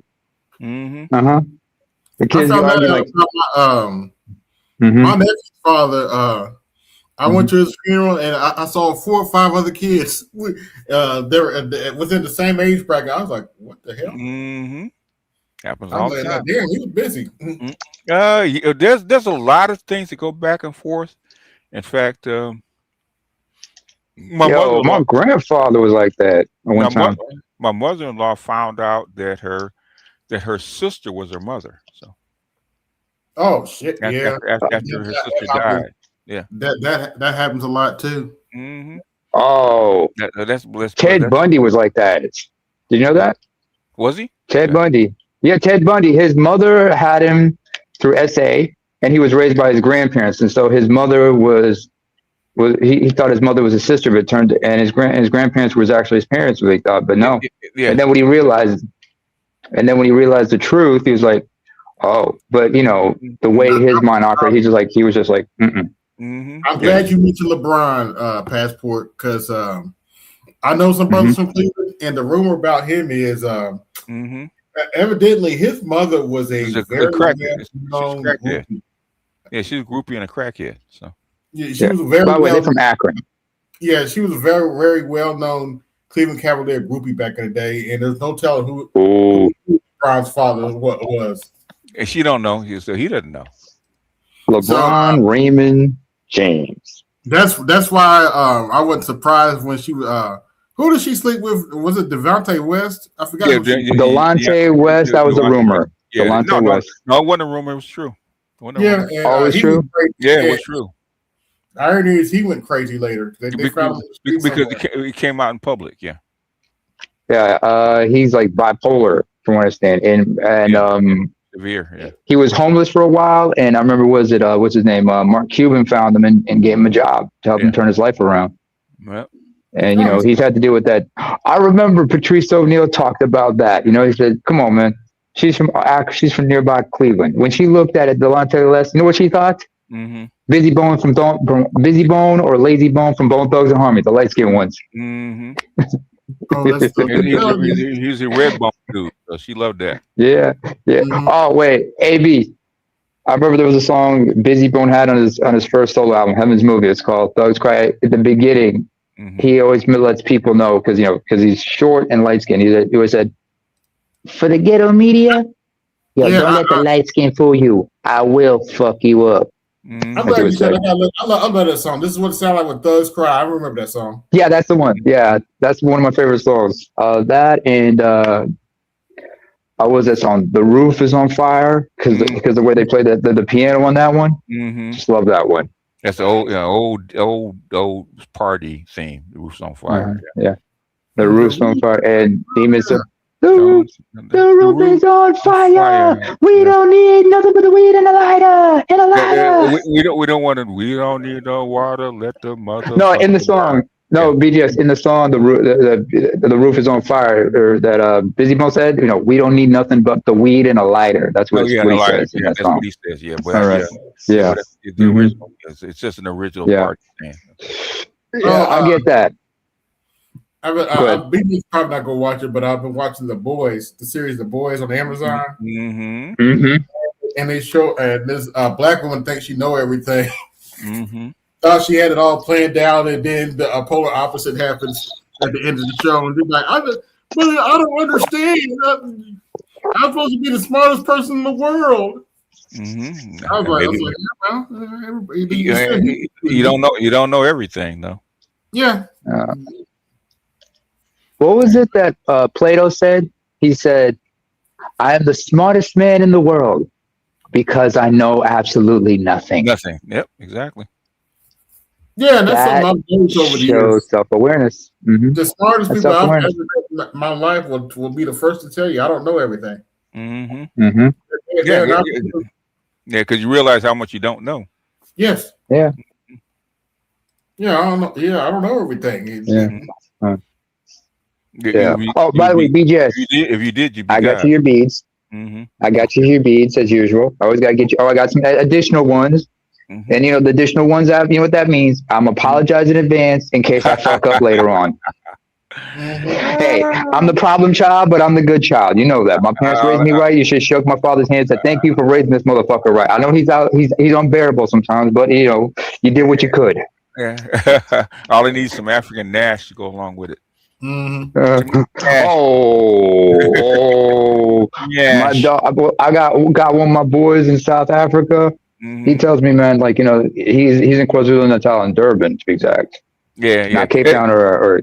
It's not a good time to go to South Africa right now, man. They're having economic problems, man. And the YAs are in the streets right now. So. This is not the first time they flare up like this, like every once in a while, because nobody wants to talk about what's the root cause for all this. And you see how this shit just flares up like this from time to time, and I'm like, God damn. Yes, but it's not a good time to be a foreigner. Yeah. Well, my dude, he's gonna be all right because he's gonna be all right because there are other of our elk down there. Because I remember there was a clip I saw on Facebook, and you saw the last time you had that flare up, you had groups of Ethiopians all in one group, and they were and whenever they saw somebody start some shit, somebody would just hit the stick, just get the signal, and they all come out of nowhere because they would let them know we're not the ones. We're not the ones. South Africans have to understand, I know they let them know we're not the ones. Yeah, you don't want. Don't get put in the middle of it where you have to say that. So. Yeah, does he do a stream today? Say what? Huh? Does he do a stream today? No, I didn't. No, I don't think so. I didn't see it. So I don't. Yeah, I've been missing his Sundays, man. I know he's working. I think he's taking a break, so he got issues. Okay. Him working has had nothing to do with it. He probably has some issues. He gotta take care of. So I miss him. Something wrong with the Z? Is he sick? Yeah, I don't want to say it in open air, but yeah, all right. I get it. Now I'm talking about the car. Is something wrong with the car? Maybe. No, hopefully it's not sick. It's personal. It's real personal. So see what it is. Okay, we don't. No, it's okay. I don't need to know about that. AB knows what it is. Yeah. Less I know, the better. The less I know, the better. I mean, it's basically it's not that we don't want you to know things. We don't want to put it out there in public. No, I understand. But it's just between the shit between me and him being what it is, the less I know, the better. Leave him be. Just leave it alone. Yeah, one of them issues, you know. Yeah. But everybody goes through it. You just Everybody goes through it. So it's just it's what is it? That's why I be laughing at the. It's just your turn. That's why I be laughing at these chicks talking about because they're trying to equate us that we're teaching these young boys to hit these girls because they reject them. Like, no, they're not learning that from us. Stop it. We the first ones to talk to boys about rejection. Rejection is a part of life. Get on. Yeah. Sometimes you gotta take them back to 79 with Michael Jackson. She's out of my life. You know, or some other songs. Yeah, so sometimes it don't work out, and sometimes your heart get broken. My heart got broken a couple times. You have to get over that stuff and move on. If a chick don't want you, let her go. Well, that's on homie. Basically, she don't want to be there, man. Cut her loose. Yeah, cut her loose. Oh no, Prince had a song called "Let Her Go." Back from his '94 album from Come. That's COME, folks, not CUME. Get your minds out the gutter. We gotta make sure. He meant what he said though. He meant what he said, but some people, they jump to conclusions. We just leave it there. BGS, let's keep it covert. Let's keep it covert. My philosophy now is either you like me or you don't. I don't need all the games and all the extra shit. Now, my thing, you got to prove that you like me before we even. Yeah.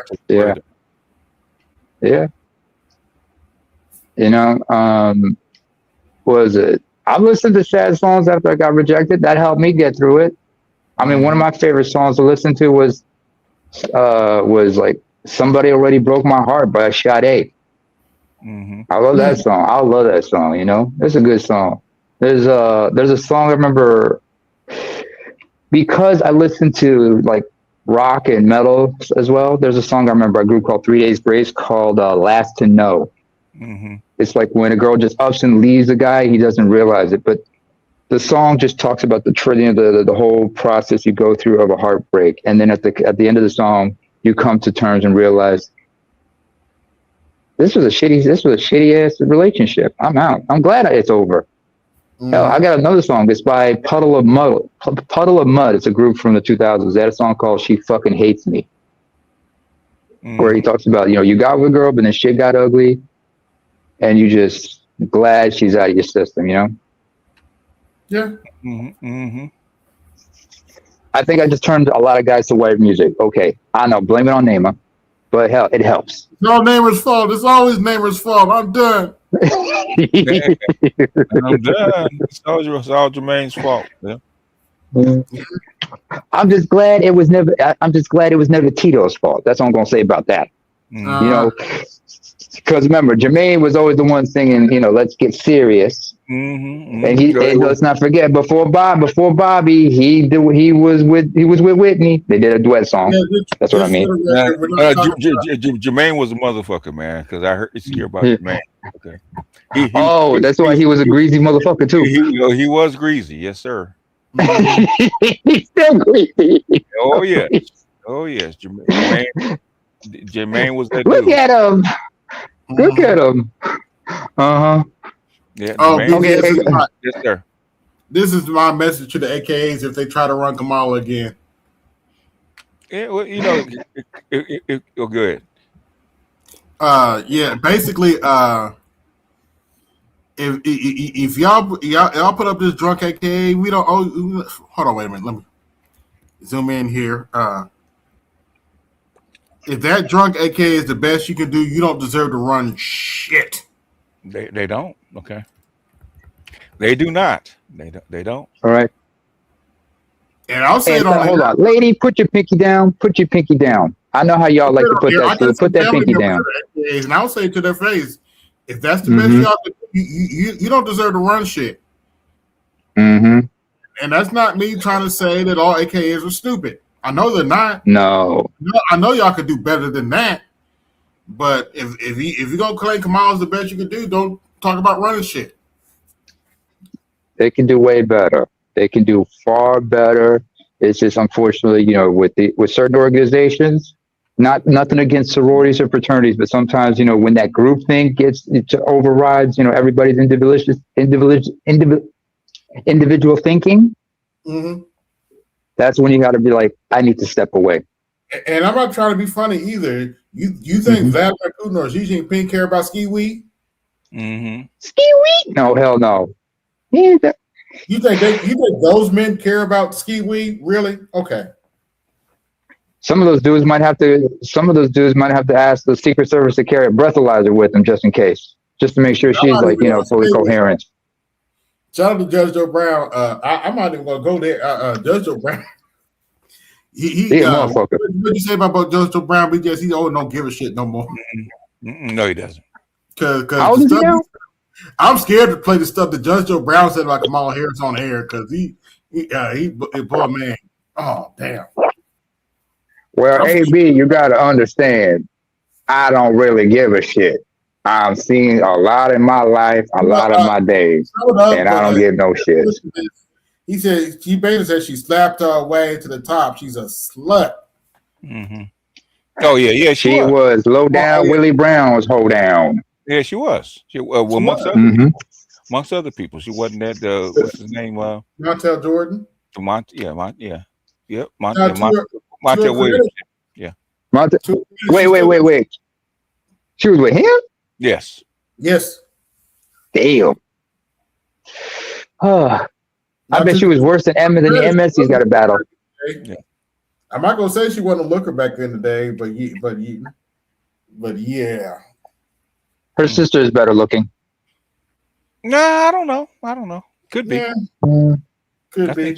I mean, it's up for debate. You see her sister's married to. Yeah, depends on what you like. Yeah, you like what you like. I mean, just like some dudes prefer Beyonce, some prefer Kelly. Me, I prefer Latoya Luckett. Luckett. Okay. She was the tall one, remember? From the original four. Okay. Mm-hmm. Okay. Hey, we all got our likes, everybody. I mean, even I'm sure there were some brothers who liked what's her name? Michelle Williams, or what's the other, the one they forgot about. And then there's Latavia. Everybody had their preference, Kelly Warren was pretty good too. Oh, Kelly. Ooh. And she was good. But we don't like dark-skinned sisters, right? Okay. Oh, man. Patrice Rushen. Shout out to Charles because him showing Bria Miles turnaround never gets old. Mm-hmm. Oh, that Bria Miles. Who else? There was one woman. PGS. Do you remember the group Young and Company? Yeah. What's the name? The lead singer that had Jackie Song was her name? Jackie. She was quite a sight. Who else was it? Also, Valerie Simpson for she was hot. Yeah, she was cute. I wouldn't say she was cute. Yeah. Mm-hmm. Okay.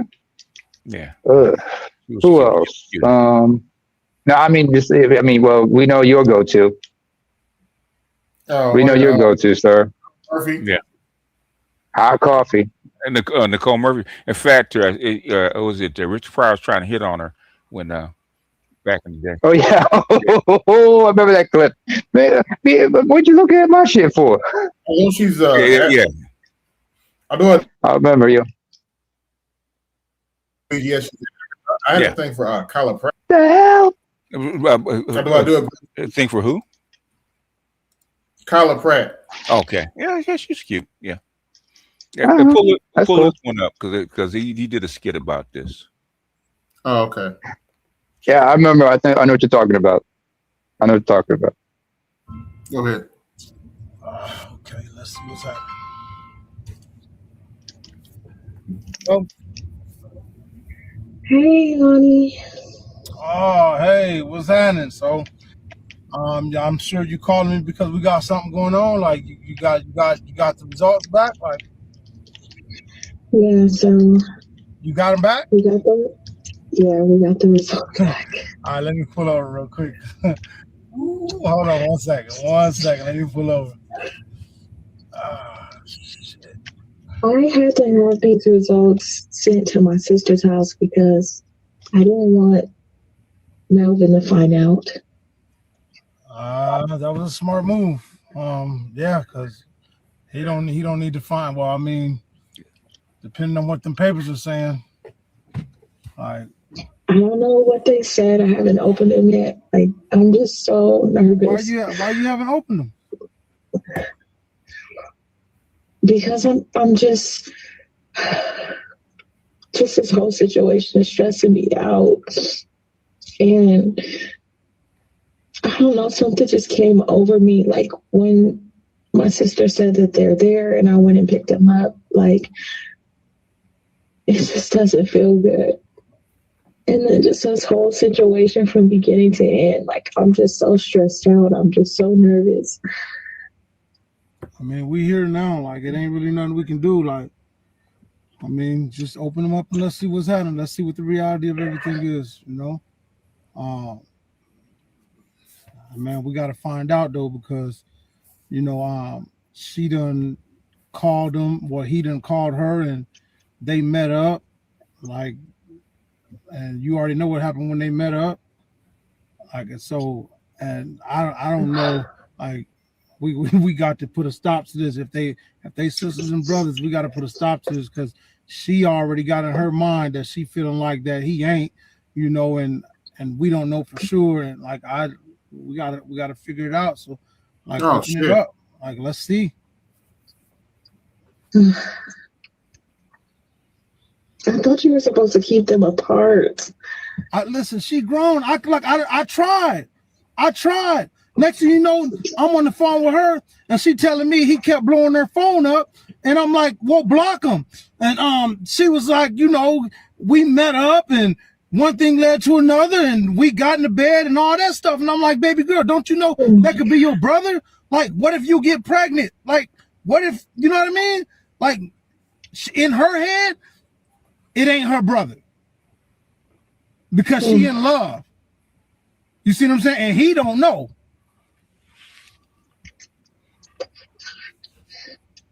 Yeah, I had to lie about the reason why. I told him we needed to get, we needed to get this done because. What'd you tell him?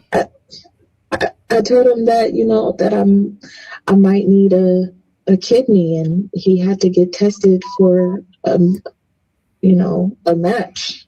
His blood needed to get tested, so I just kind of did it that way. Did he ask your husband about that? No. You told him? Did you? Well, hope he don't say nothing. Shoot. And did you tell him not to say nothing?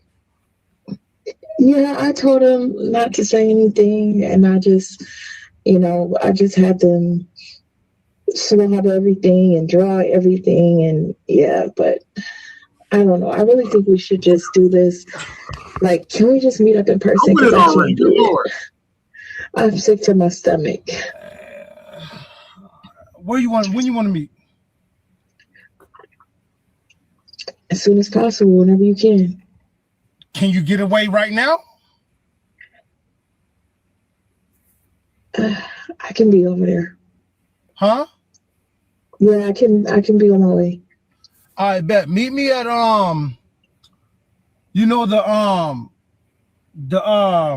what's that? Starbucks on 61st and Glendale. Oh no, Glendale, okay. Not Glendale. I mean Olive on 61st and Olive. Downtown. Okay. Okay. All right, meet me there. How long did it take? How long did it take you to get there?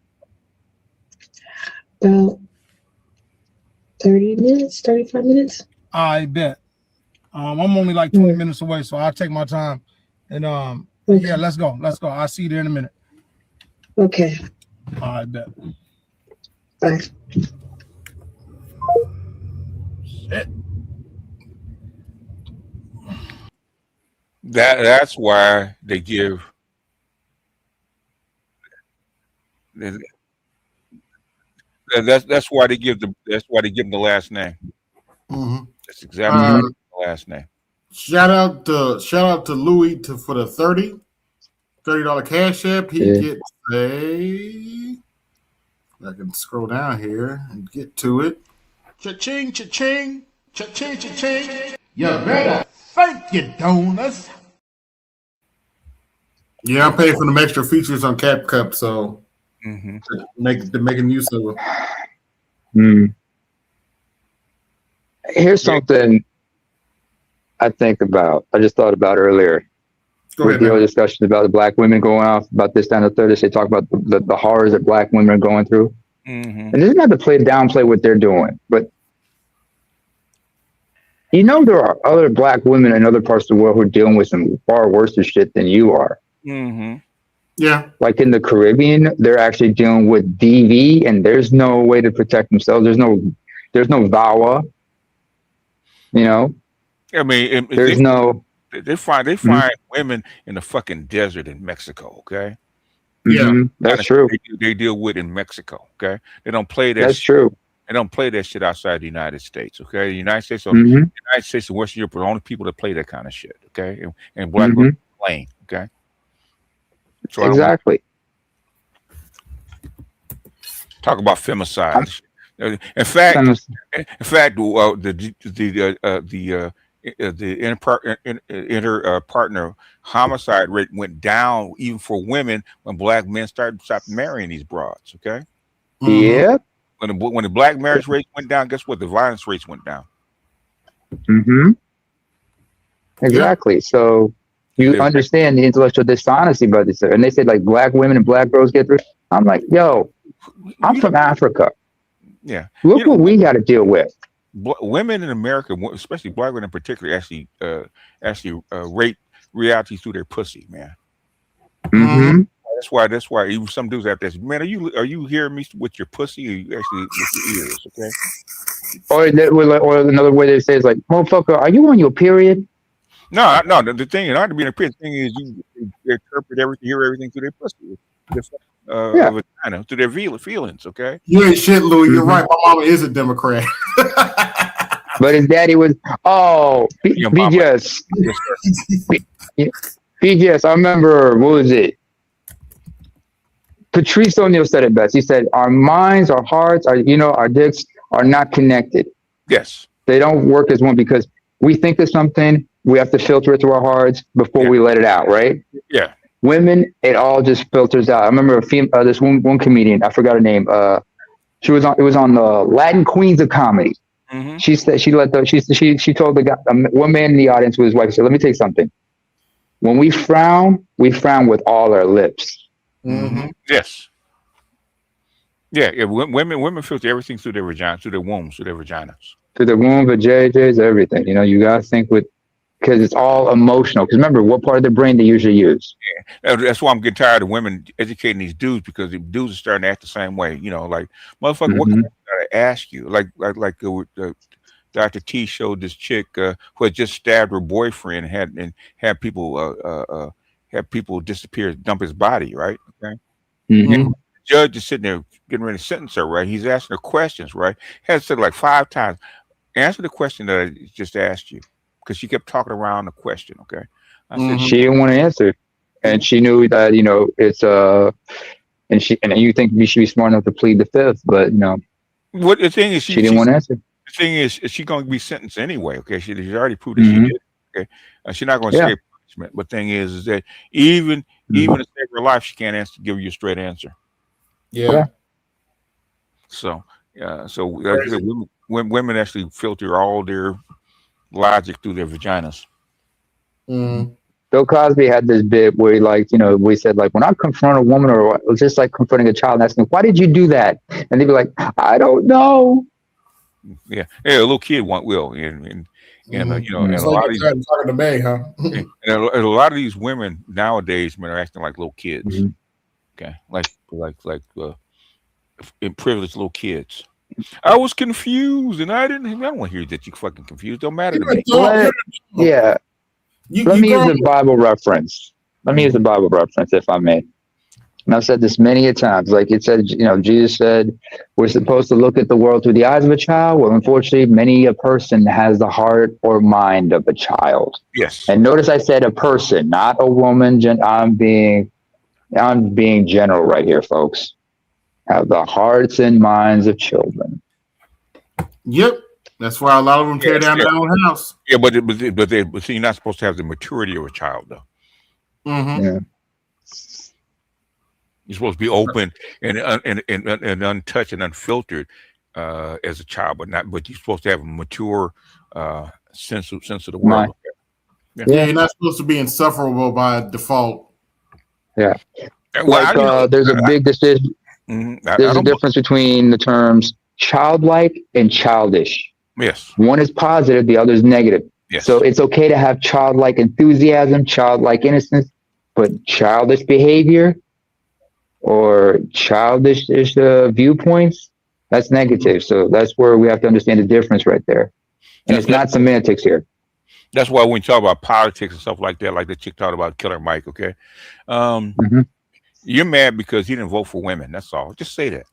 Yeah, just say it. And nothing to do with anything else with his politics. Just say that. In fact, he said he did support. He did support. What's her name in Georgia, right? Abrams.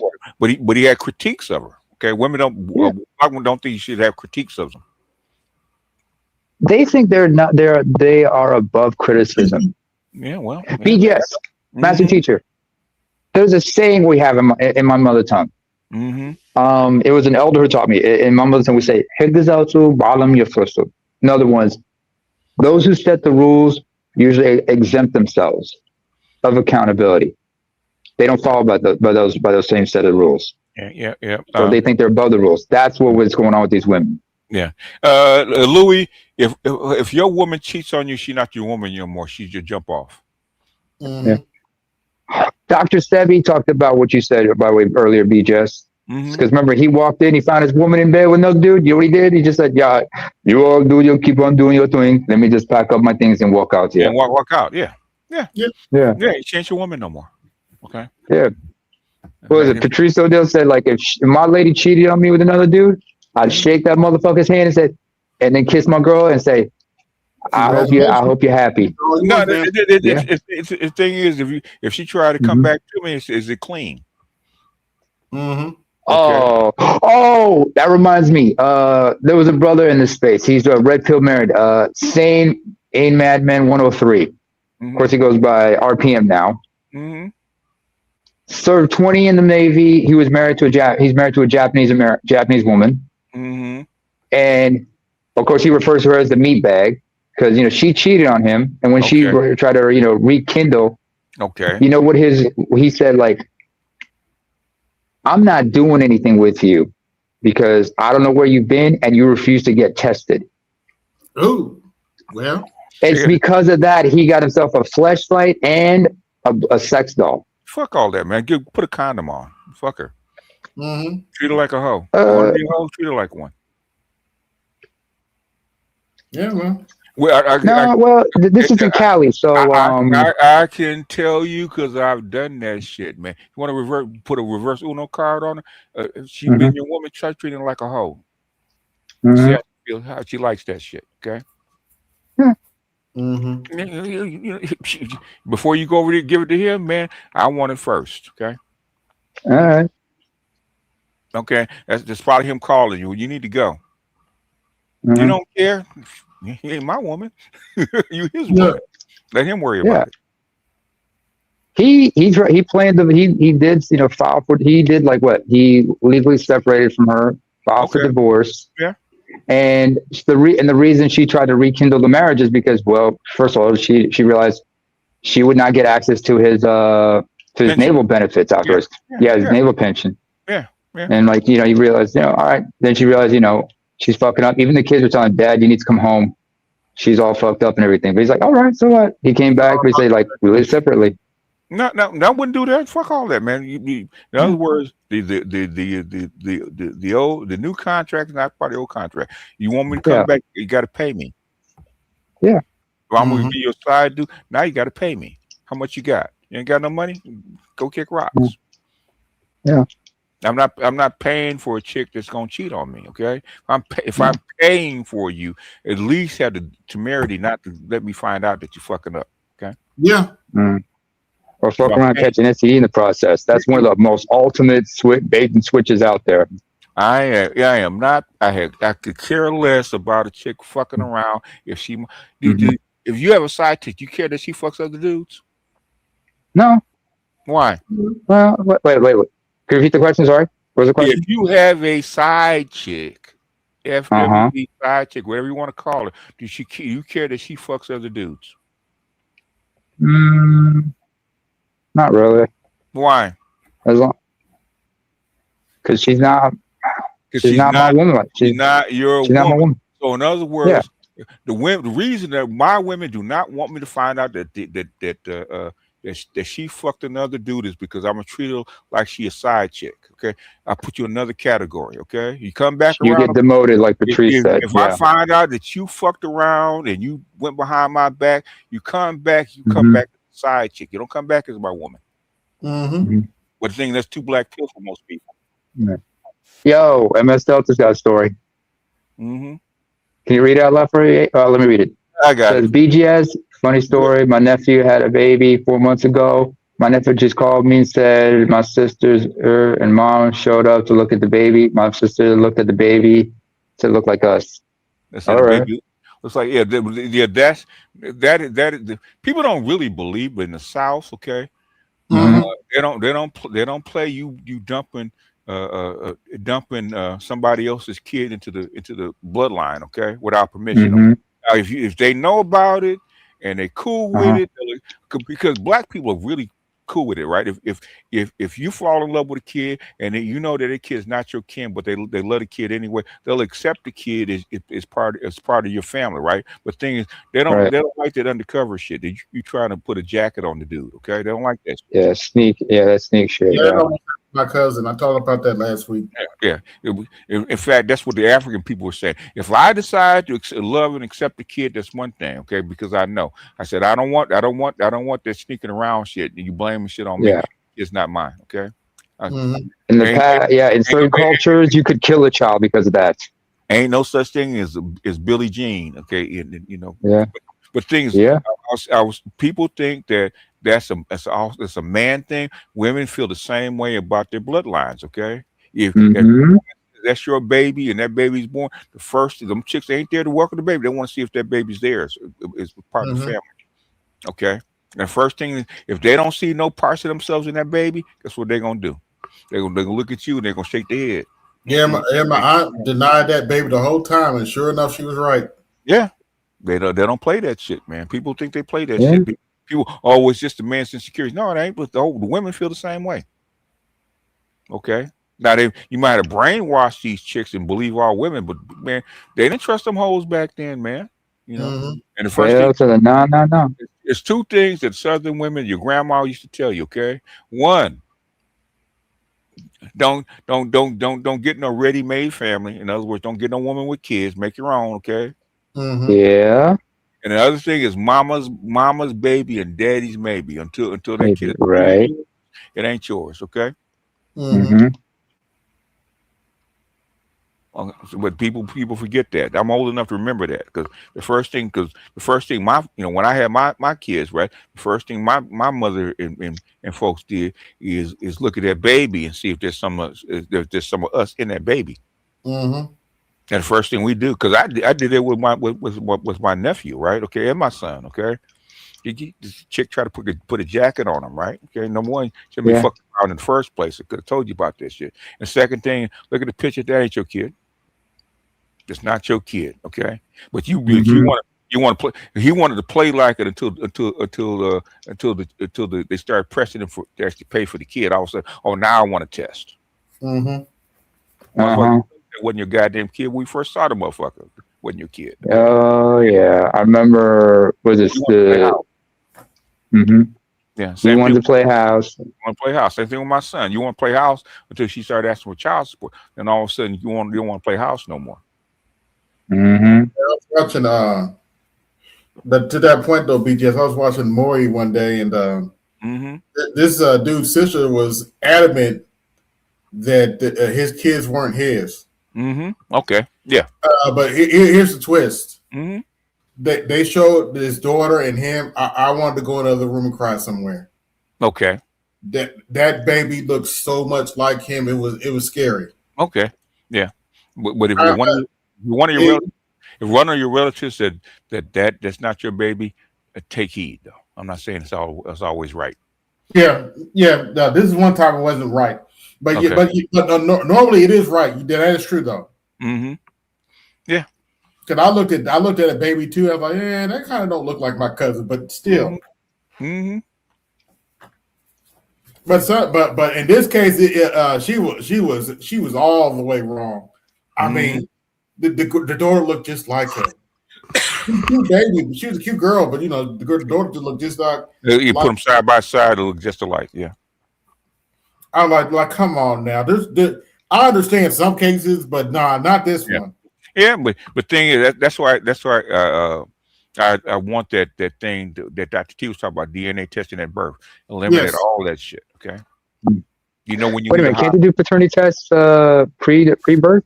Prenatal paternity test? You can do that. You can't. Okay. There's two reasons you would do a prenatal paternity test. If the mother agrees, and the thing is, if you get it, you have to start paying child support, man. As soon as the test says it's yours. Yes. Okay. Fair enough. If you really want to know, you really want to roll the dice, okay? You're gonna start paying child support 6 months early. Yeah. All right. Yeah, and that's Republicans putting that in. So it's not a Democrat thing either. That's the Republicans putting that in. And Republicans put that. Yeah, Republicans do put that in. People think it's a Democrat thing. Republicans do not play that shit about you not paying for your baby. No. I mean, they were the ones who spearheaded the Marriage Equality Act of '69 in California. They did. Yes, they did. And then when shit hit the fan, what did they do? They passed the heat to the Democrats, if I'm not mistaken, didn't they? Yeah. The Democrats, they're all in on the same thing. Same thing with the ERA in '72, right? Was it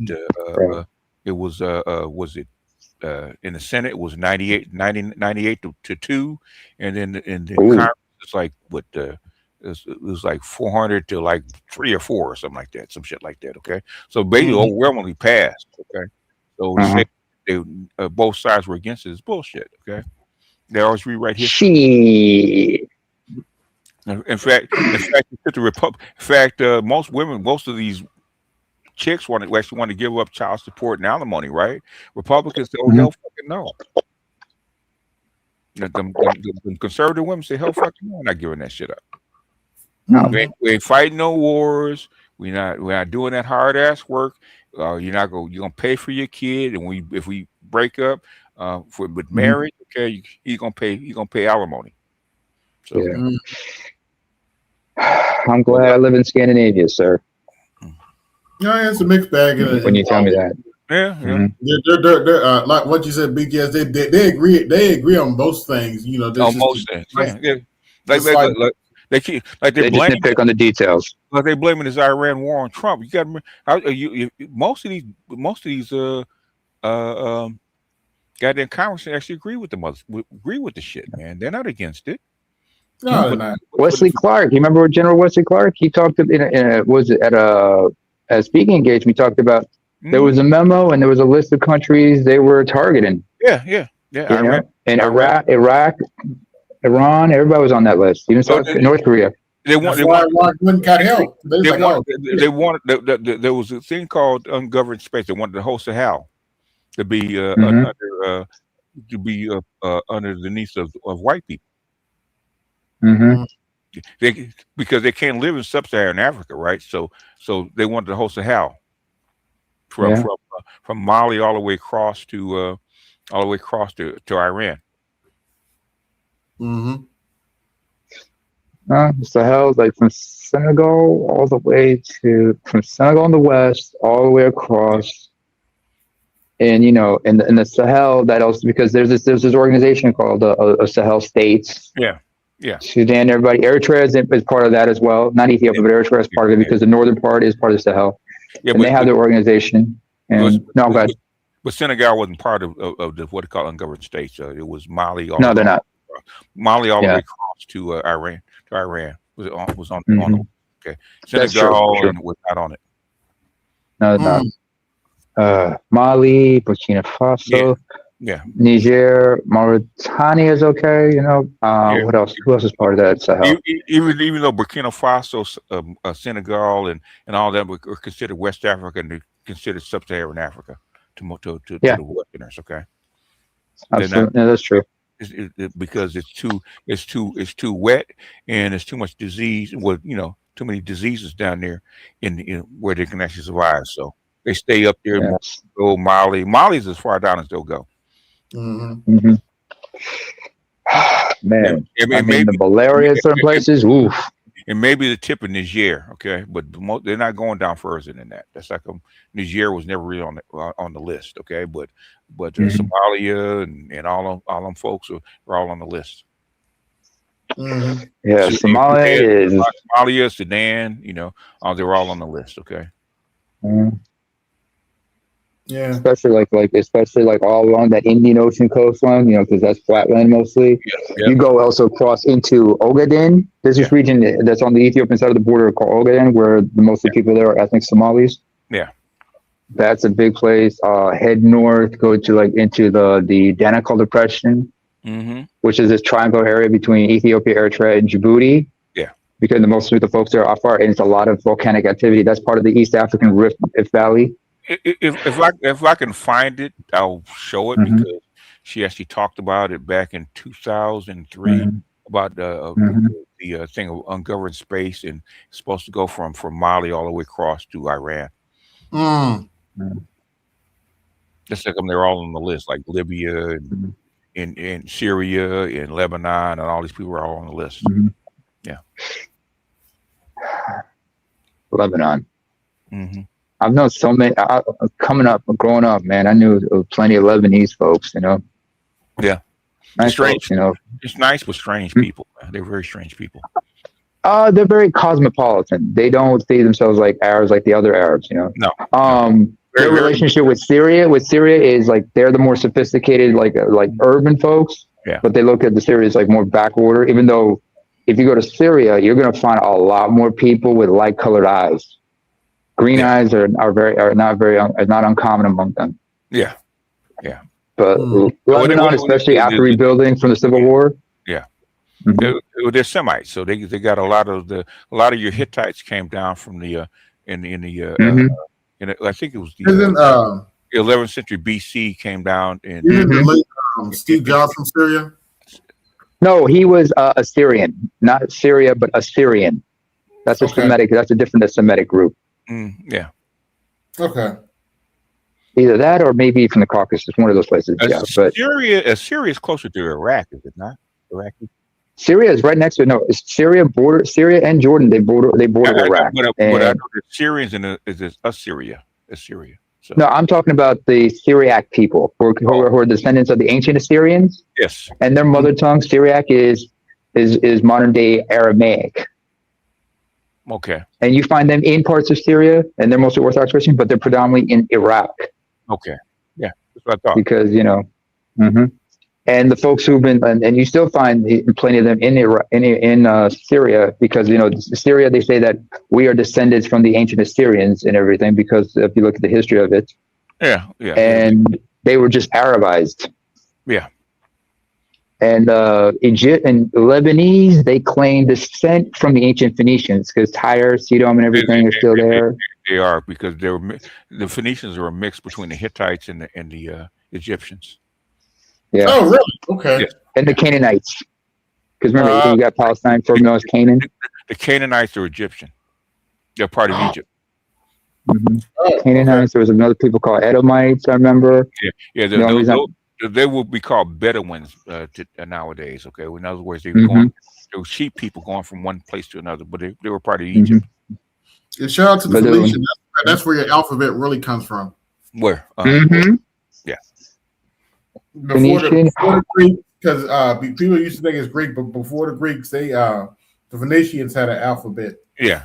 The Phoenicians are a mixture. So of Assyria, of Persia, of Hittite, and Egyptian. So they're all because that's where they all. And they were seafaring folks. Yeah. Also, the ancient Carthaginians they considered the ancient Phoenicians their brethren. No, they are Phoenician. Okay, the main. Yeah. Okay. The biggest empire of the Phoenician Empire was Carthage or some other place. Carthage. Yeah. Yeah, Carthage. Yeah. Because if you look at Carthage, the ancient alphabet they had, that's where the Amazigh folk. That's where the Tamazight language comes from. The Tamazight writing system. You know what I mean by the Amazigh writing system, sir? I don't think so. Okay, there's this writing system they use among people like the Tamazight, the Tuaregs, whatnot. Some people, the Tamazight or like the Berbers. Okay. They have their own distinct writing system, and that has its roots in ancient Carthaginian writing system, and that's a recognized writing system. You find that in North Africa, and like in Morocco, Tunisia, Algeria. They use that writing system along with Arab, with their form of Arabic and French. Yeah. On any signs. And I remember when we were watching. I mentioned this before when we were all watching. We were all seeing Black Panther. And the ancient Wakandan language, I looked at that. I said, I've seen those symbols before because some of those symbols, I know what they are. That's ancient. That's Tamazight, and some of that was ancient Sabian. Sabian was like my ancestors were Axumites. And from whom I get the writing system Giz. Yeah. But that writing system is also inspired by the ancient Sabians. The kingdom of Sheba, Sabaic language. So that's where I've seen some of those figures, those characters and whatnot. I was like, oh wow, I've seen that before. Yeah. Master teacher, let me ask you something. Since we're talking about writing systems and whatnot, have you ever heard of the writing system of Enku? No. There's this writing system that they use in parts of West Africa, which I think was developed in the 20th century. And it's written from right to left. Enku is this called N-K-O-U. Enku. Most writing systems are from right to left. Oh, well, it depends on the paper they use, because my people, it's from left to right. So, left to right. Left to right is basically mostly European. Left to right. Most Latin. Right to left. European Latin. Yeah, that's left to right. Yeah, left to right. Yeah. And Latin is a derivative of the Hittites. Yeah. Yeah. Who else has also a unique way of writing? Like, in ancient Japanese, they write from up down. Yeah. Who else writes like that? Chinese. Up down and who else? Uyghur script, the Uyghur script, because when Mongolians had to develop a writing system of their own, they borrowed from the Uyghurs. And if you see that in Mongolia on their currency and whatnot, they still use that. Yeah. But people have to learn to use that and Cyrillic because they're communism and whatnot. Yeah, it's all a derivative. Cyrillic is even a derivative of the Hittites. So. I did not know. Okay, that's very interesting. Very interesting, BDubs. I did not know that Cyrillic was based on that. It's like if you look at Arab script, it looks it's very similar to even though it's got the curves, it's very similar to Chinese and Japanese. Japanese. Who else has used that style of writing system? I know they use that in. Okay. I mean, that comes from the Egyptians first, and then what do they call them? The Coptic with the cuneiform, with the cuneiform. Oh, the Sumerians cuneiform. Ancient Sumerians use cuneiform. Yeah. But the original script was from it actually started in Egypt, but it actually goes all the way back to the Sands people. The original script. Well, to answer your question, we were talking about some black heifers that don't like black men, some educated black heifers that don't like black men. Okay. And that's not me being nice about it, but you can only talk about that for so long, and Yeah, I did a video on it, and basically, AB did a video on it. So basically, it's basically we're talking about pro-black women that the pro-blacks claim that we need to go back and work with those women to fix the community and blah blah blah because they love us so much, and they were saying they elevate black men. That's bullshit. Okay, what she said is bullshit. Okay, because as soon as y'all start talking, we got to shut up. You don't elevate shit because you cut us off.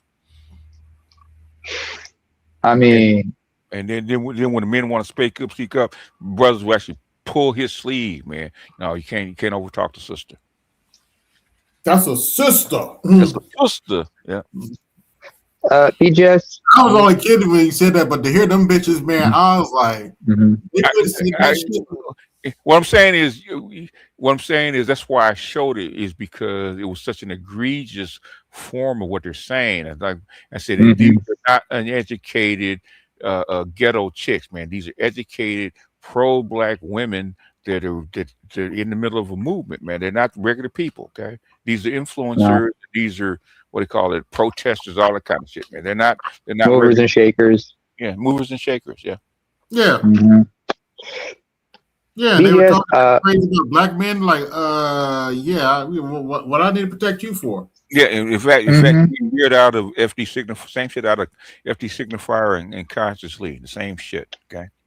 Oh, by the way, I should note, I did look at that channel, and one of his videos had an FD signifier. I was like, oh, that makes sense. Oh yeah. Basically, yeah, they're basically, God, they would be proto feminists. Liberal, educated people like that, right? And they don't. That's how come they don't like the Black Manosphere, because they can't refute it. And so so that's how come they use sign language on us, because that's all they know. Guilt, shame, need to be right. Yeah. Shame, again, there's what you heard the whole 2 hours. Nothing but guilt, shame, and need to be right. We did all shame, insult, guilt, need to be right.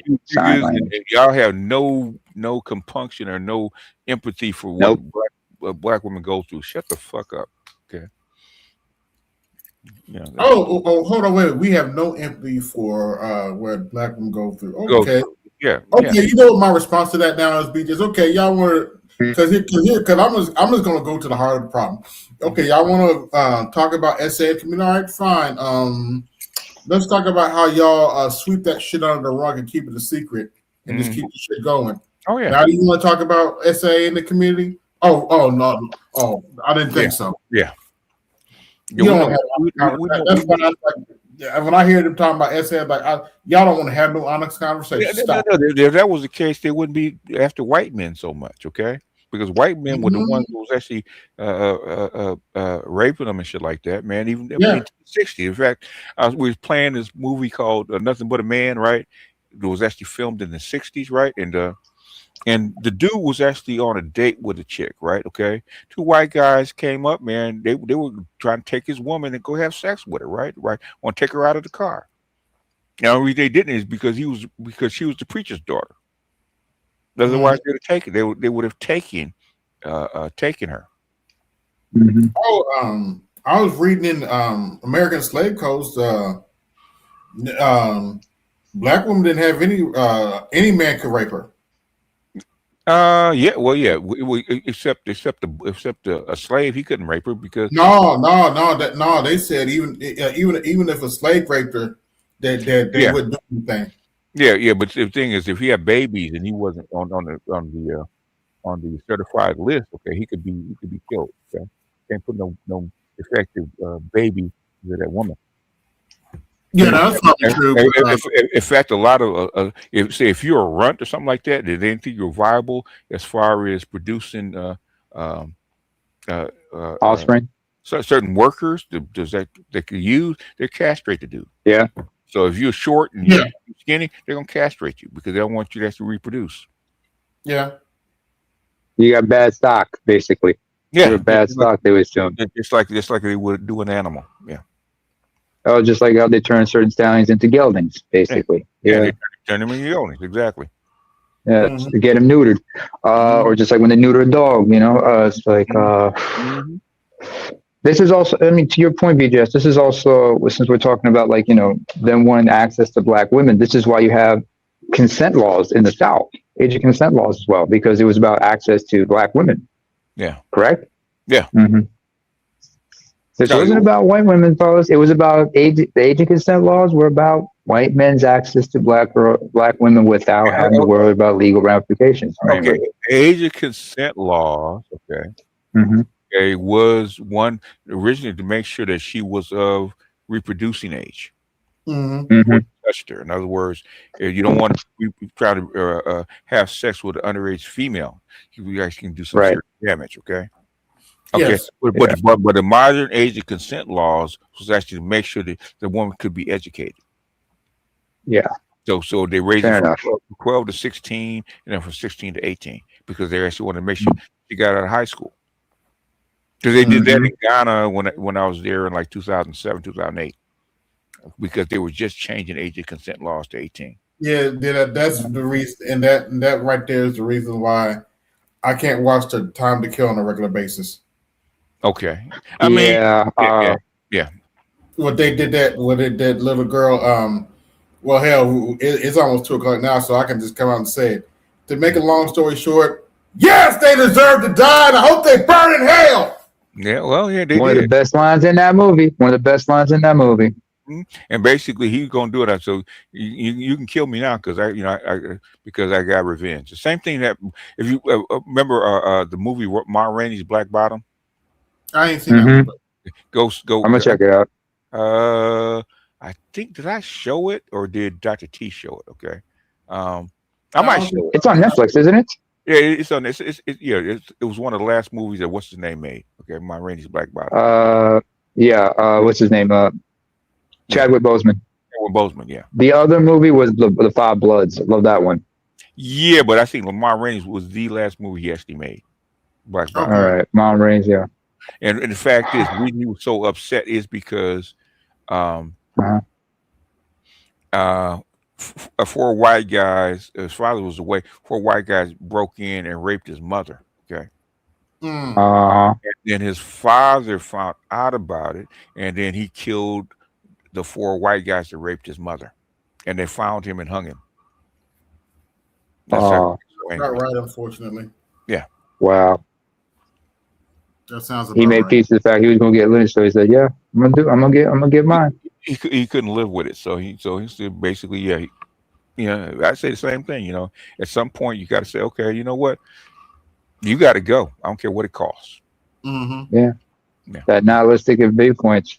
Yeah. That nihilistic revenge, it'll come get you. Hey, remember what Confucius says. So I tell my daughters and my kids about that shit. Okay. Don't do anything wrong because I don't want to eat it if something happens to you. But if I have to eat it, that means I'm justified. If I'm justified, I don't mind. Whatever comes. Yep. Anyway, y'all, it's that time, and I am. It is that time. I'm getting sleepy. Now remember, folks, get that essential oil because no matter what, once you old and grizzled, you certified drizzle. Drizzle, baby. No, drizzle, baby. All I gotta say is drizzle. And just remember, y'all ain't shit, never been shit, never will be shit, and God bless y'all for it. Never claimed to be shit. I'd like to thank everybody that came through. This is AB Media 83, and I'm out. Peace. Yo, this is AB Media 83. To support the channel, hit the Cash App. Also, be sure to like, share, and subscribe to the video. Also, be sure to hit that bell notification so you can be notified the next time I upload a live stream, video, or short. And always remember, guard your image, guard your peace. Keep it moving. This is AB Media 83. And I'm out. Peace.